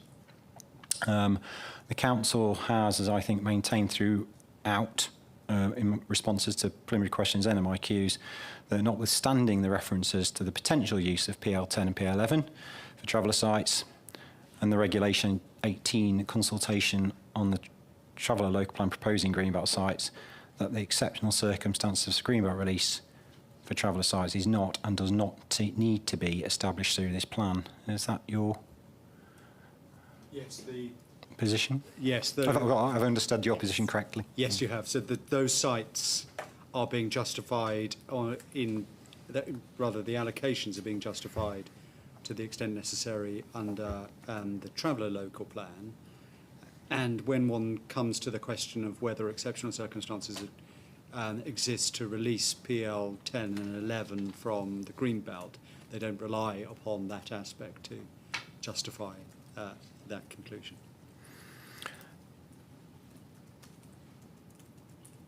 This plan establishes the need. That's a requirement, I should say, not need, requirement. This is a strategic plan. Doesn't mean say you can't have strategic policies and other plans, but is there not a logic to saying, well, actually, if you're going to, if you know full well there's a separate plan that may have to look into the Greenbelt, you're doing that, the exceptional circumstances would be established through this examination, or rather, not well, it is through this examination, but rather through policy H10, which is establishing the need. I mean, there seems to be a logic to me that H10 would be the strategic policy establishing need, and the location where, if you're going to have a separate plan, if that's considered acceptable, would be, and this is where a subsequent plan would look. Is that not? It may be, sir.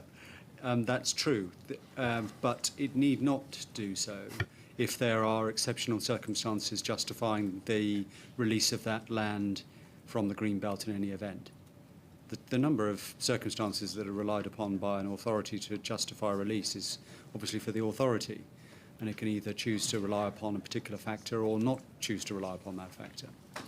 I think you're talking there about PL10 and PL11. I'm talking generally about whether this is the plan where, if the exceptional circumstances needs to release other sites, using the example of, let's say, for example, the Greater Manchester plan, which Yes. which identified both greenbelt release and said, in order to and justified greenbelt release, at least in theory, elsewhere, and explained how councils would need to go about it. Yes, it's not unusual to have necessarily separate tiers of plans dealing with different things, but this is the, if you like, higher tier plan that only set, if subsequent plans are maybe looking for the green belt, looking toward the green belt, then this is the plan which would provide the justification for that under para 145. It's certainly able to do that, but the question is whether or not it's sound to have an alternative approach of identifying the particular requirement and then using another tier of plan to deliver that particular requirement. And of course, what needs to be considered is whether one has ultimately a positively prepared plan that's effective and justified. And the council, for reasons that you've heard, consider that it is, insofar as the Traveller Local Plan is making proper provision for those sites. So we're back to the age-old argument of there are alternatives. You could do it many different ways, but there's absolutely no requirement, as far as you're concerned, for it to be done that way. In short, it's a sound approach. Okay. An appropriate strategy rather than the Exactly so. Okay. Just looking at PL10 and PL11,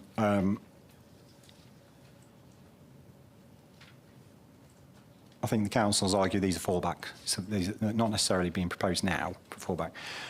So there's no need for the plan to establish exceptional circumstances for traveller sites. But if the policy remains as it is, whereby the potential, and if the other sites in the TLP or fall away for whatever reason, or because obviously you're only at Reg 18 stage, there's a chance things will change, and these two sites suddenly become more important, or through the TLP, or however it manifests itself, if there's any suggestion at all that the sites may be used for gypsy and traveller purposes, given what the PPTS says about being specific, should I not be considering, or should you not be proposing, exceptional circumstances for traveller use on these sites now? Not insofar as there's a need that is justifiable to release the land from the greenbelt through the considerations of this plan, of this examination. And once there has been a conclusion that yes, Chase Park and Cruise Hill should, for the reasons that are given, justify release, the land will be released. And then there's no further requirement to establish either very special circumstances or an exceptional case. Yeah, I mean, I understood that, yes, if in the fullness of time those sites were to be removed from the greenbelt, then by the time, you could argue by the time a planning application was to come forward for traveller, or a master plan was being derived for them, and traveller uses were identified on them, they would no longer be greenbelt, and therefore, except that wouldn't necessarily be a factor. But in terms of justifying that policy, as we have a policy now which puts that forward as a potential, would it be not slightly disingenuous to not factor in the potential traveller use as part of the overall picture of exceptional circumstances? Certainly that could have been done, sir, but that's not the way that the justification has been set out in the relevant documentation. Okay. But if one were to do that, all it would do is add further weight to the release, because of the need element that you've seen. That said, of course, there is the TLP in place, which will assess the appropriateness of those various sites. And because of that interrelationship, the justification which has been put forward is the justification that is self-contained for present purposes, and there's no need to start to consider the merits or otherwise of those matters that are currently being dealt with through the TLP. So you're saying that even if I put to one side this exceptional circumstance argument, I don't have to actually look at whether these sites are suitable for traveller use as part of this plan? Quite. That will be considered at the appropriate stage. Okay.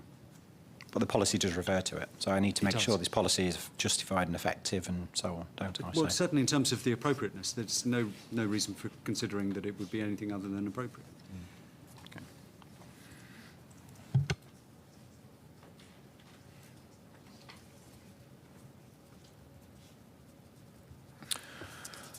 Okay. I'm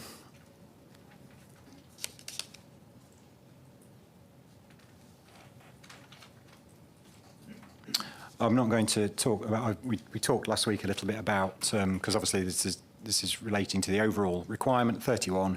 There's an expectation, seemingly, that some of that will have to be on greenbelt sites. We talked last week under Duty to Cooperate about what engagements taken place with other authorities about the potential to meet that need without going to the greenbelt or in other locations. I'm awaiting. I won't need to go into that because I'm awaiting we've not set a timetable. I'm awaiting additional information, aren't I, as to whether or not I'm content with what you've done. So. Yes, and we will take it that as part of that, there's the need to make specific reference to this particular issue as much as. Yeah. Yes, I think I was on the list of very specific issues. I think Gypsy and Traveller meeting needs elsewhere was a key point. So I won't go back over that. Suffice to say, obviously, what I said last week about everything being without prejudice still stands.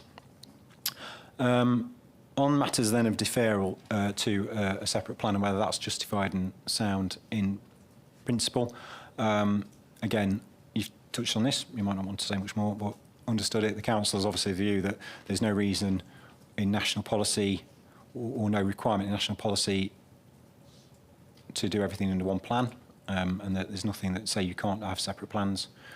So that's your position. I suppose, unless you want to say more about it now. Perhaps add something after you ask your question. As we've touched on, I think in terms of 5-year supply and so on and so forth, and justification perhaps, and these are things I need to think about, exceptional circumstances, 5-year supply, etc., would effective, in terms of soundness, is effectiveness be, do you consider effectiveness would be the area where I would be looking to see whether there's a soundness issue, and so whether this approach will be effective in meeting, because I've got a need figure, so will be effective in meeting the 31 pitch requirement. Exactly so. It's whether it's effective and positively prepared, because positively entails realistically as well. One point I would say is that, of course, there's a distinction to be drawn between a situation where it's simply said, we will deliver this through a TLP in the future at some point, and actually where there is a TLP in place that is being promoted. And that shows that the council, as a matter of practicality, has gone through, has started the process. You can see the distinctions, so I don't need to repeat it. Yep, quite. And yes, in terms of policies, there are examples of policies all over the place which refer to early review or reviews to that, and the effectiveness of those, perhaps on reflection, is maybe questionable in terms of whether or not those sorts of policies have actually achieved what was set out to achieve. So, yeah, there needs to be some element of certainty or comfort, I think, which you've already explained. I do want to just touch about obviously, if there's anything you've considered in terms of the Equality Act of deferring this issue. Obviously, there's a dealing with things in a consistent way, and there's no if treating Gypsy and Travellers in a different way to the need for general market housing, and how you've considered that. Well, yes. So I think it's fair to say that the Equality Act duties have been considered through the IIA. Of course, the question ultimately is whether what we have proposed is a scheme that does allow for the effective realisation of those particular sites, and delivering up a particular specific plan speedily is something that has the ability to comply with it.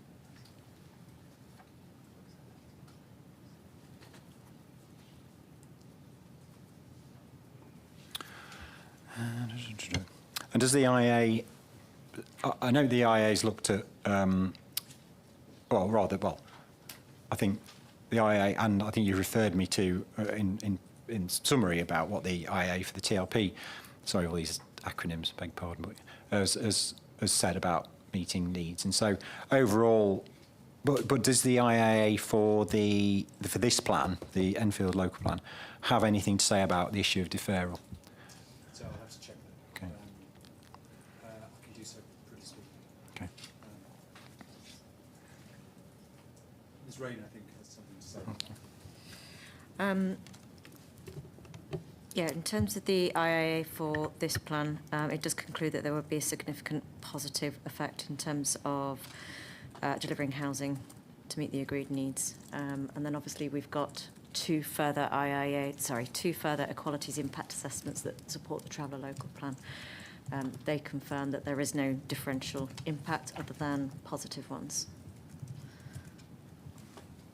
And in the round, I'll just say this, you know, there are lots of positives to stripping this type of engagement out of the main local plan engagement. We are able to engage in a different way at different times of the year to make sure that we are engaging with the right people at the right times.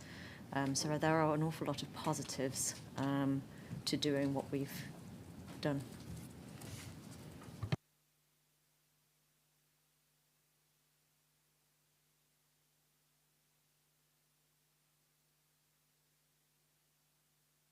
I just want to touch on, you might want to come back, GLA obviously have raised some representations about this approach, and they've obviously argued that this plan should identify sites, and that was their allocation. I don't think the Statement of Common Ground moves away from that. I think that's still an area of debate between the two authorities.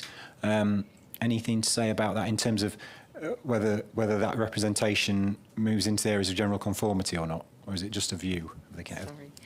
Sorry. When I read the GLA representation, it didn't link up to what we were doing with the Traveller Local Plan.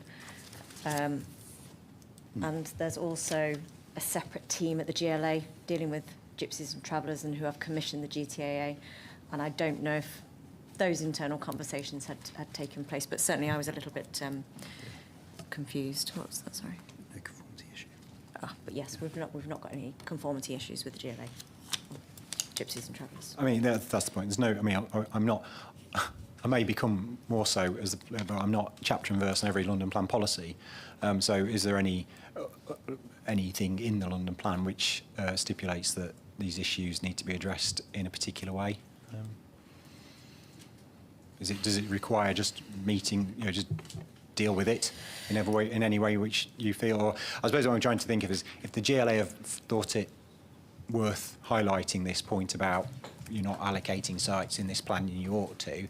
I'm trying to link that back to anything specific in the London Plan, which requires you to do something. I don't think so. No, I need to check. We'd need to check, Inspector, but my initial view is no. And plus, we are awaiting for the GLA to publish their emerging evidence, which we've been waiting 2 years. Sir, if it helps, it's policy H14 of the London Plan. Okay. Page 203. And it requires boroughs to plan to meet their identified need, but obviously it's not explicit about how that should be undertaken. Thank you. That's helpful. Okay. There's a lot for me to take away. Is there anything you want to say about any of this? Not at this stage. Thank you very much. No. Does anybody else wish to say anything if you've made representations on this, Enfield Society? So thank you. Just on the question, your question really, of exceptional circumstances for altering the green belt boundaries, I assume that this will come down to the alternative sites that were looked at. And it's noticeable, I think, that the council haven't yet looked at any sites in the southeast of the borough.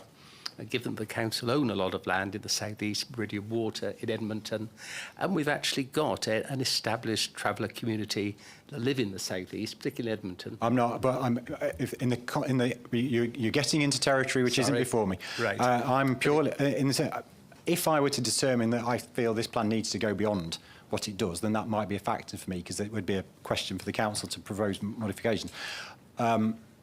my issue obviously is twofold. Should it be deferred? Yes, no. That was one question, and how effective it is, and then whether the 31 pitch requirement is now the appropriate one.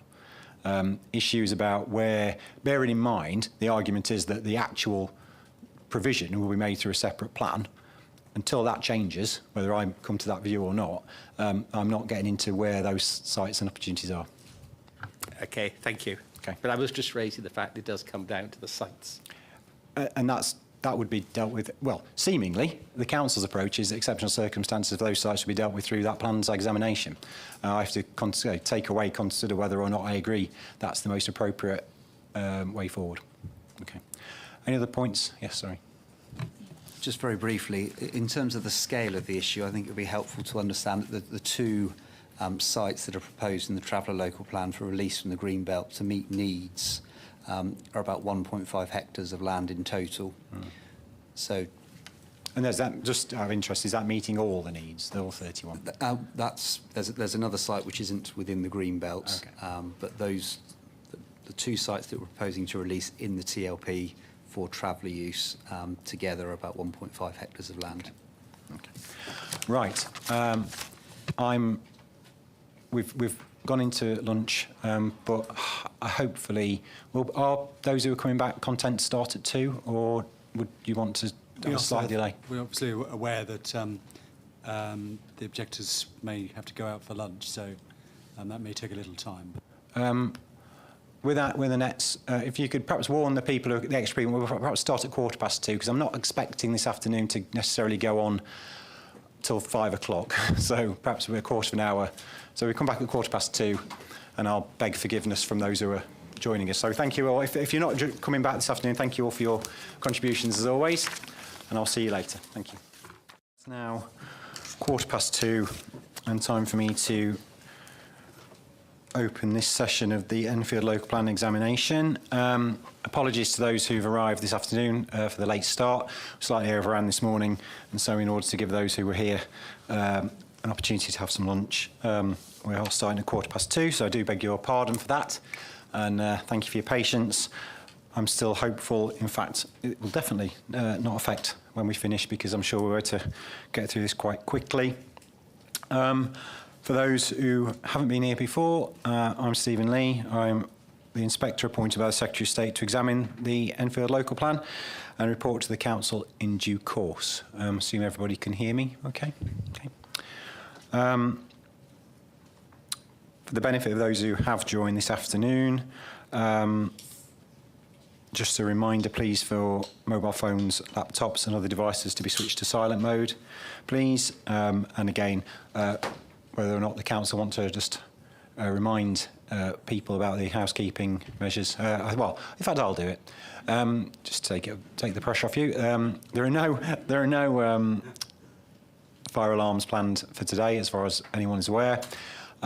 You will know where the toilets are, I hope. If there's a fire alarm, then the council will give you exactly where that could be. As I said to others, you just follow the council, basically, and run after them. And everyone will be safe.